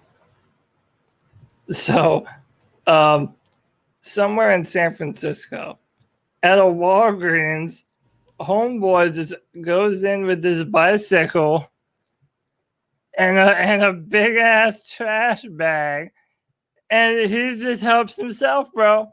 He gets on. Someone tries to stop him, but he is undeterred. He gets in and fucking Looks gets like out. he rented that bicycle too. And that was it. That's the end of the video, man. And I'm like, I'm starting icing up. I was thinking about it, and originally I was gonna ice up him, but I don't think I will, man, because I don't think they ever arrested this dude. And apparently, California is like so overridden with homeless people now that apparently shit like this is like a common occurrence over there. So I'm gonna ice up the abysmal hellscape that California has become to continue to let shit like this continue to get worse and worse and worse and worse. So ice up. I honestly just wanted to play it because I thought it was funny that homeboy took a bike in, took his shit and left and didn't ask no one. I wanna I guess it's a kind of an ice up that's not very good at first, and well, it's not gonna get better as I say it, but I got one other one that's not better. I'm gonna kind of ice up. I'm not icing up Netflix because I love that. That's why I'm turning 40 this year, so of course Netflix is my favorite streaming platform. I do believe Netflix has the best interface and the best algorithm. Like it really I can just find stuff better that is more relevant to me on Netflix. So I'm like a faithful Netflix watcher. I also am not a over superhero junkie, right? Like I don't really love the shit. But I started watching Jupiter's Legacy. Oh yeah. And I liked it. I liked it. I got about halfway through it. I had some shit come up, so you got to take a pause or something and stuff. And you go back and rewatch an episode. It's still like, all right. Then fucking news pops up on my Google feed. Not renewed. And I guess maybe the cast cost too much or this and that. But I was like, man, this is what I get. So I guess I'm icing myself up for like a superhero shit. Dude, if you want a good superhero show that has already been picked up for more seasons, you need to watch Invincible. I don't want a good superhero show, but that's the animated Boys, right? I've heard great things about it. You've told me. It is fucking insane. And, I'm on Startup right now. That's what I'm watching right now. And it's a Crackle joint. And I don't know if Crackle's still around. I think they were owned by Sony. And Crackle was dope. It was cool for a little while, but they're like cryptocurrency, those early streaming services. There's going to be a lot that die. But this was a Crackle original. Just like I watched this other one. Speaking of MMA joints, or not speaking of it, you like MMA. I'm speaking of MMA. There's this great show. It used to be on Netflix. I think they just ended it last month. It's called The Kingdom. Oh yeah, I watched a good bit of it. Oh, cool shit. You know what I'm saying? But that's also an audience, I think, is who made that, which is also like maybe that's AT&T or direct. Who knows? Anyway, so I'm icing up the Jupiter's Legacy for being a show that I kind of liked. That was about superheroes that got canceled. So I don't even want to watch the last 4 episodes. I don't give a fuck about the last 4 episodes. Yeah, it's a why now. Yeah, and then the other ice up pick goes to this is that we've been having this pool put in. It's problems. And you're gonna say, "Oh, these rich people problems." I'm not rich. After I finance this pool, I'm gonna be paying for this pool for the next 20 years, folks. Don't worry. No, I got poor people problems, and I gotta pay that interest and shit like that. we've been waiting on this liner, which is the plastic shit they put on the inside. It's been so long, we forgot what liner we actually picked, out of the magazine. Like, I mean, it's been so long since on this. And so they put it, we've been waiting. And they're like, it's going to be here. It's going to be here. We were like, I don't even know which one. They put the liner in. Now this pool is getting in. My kids are so excited. It looks pretty good. I'm pretty sure it's the wrong liner. Like, I went back. We found the text message that we sent the company, because a lot it's just dude talking to you on Messenger or whatever the fuck it was. And this is not the liner we ordered. But, like, what do you say? Like, take the fucking liner out. We want to wait longer. It looks all right. I'm telling you, we had extra concrete. Like, we had some things that were not in the contract that were put in, like we asked them to do, and they haven't told us how much it's going to be. And we've been sweating bullets. Like, they're going to come back and be like, you owe us $5,000. And we're like, oh, we only got one or something. Guess what? The bad liner is my way out of all those debts, bro. Really? I mean, I didn't even get a fucking right liner, homie, so I ain't giving you shit. Yeah. Right now, my kids are dying to swim in this fucking pool, man. Let them in, God. Are they even going to get in before the summer's over, you think? Yeah, they're going to get in tomorrow, bro, because that mug has been filling up not tomorrow, maybe 2 days. It takes 2 days to fill this bitch. And I'm stealing my neighbor's water.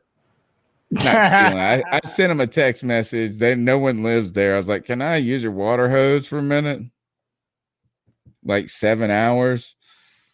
If no one lives there, then who's your text? The son of the people who used to live there because they went to the old people home. Okay. He's like, yeah. By the way, you're right though. The Netflix, like their user interface, like especially after you use a bunch of other ones, like dude, Amazon Prime sucks.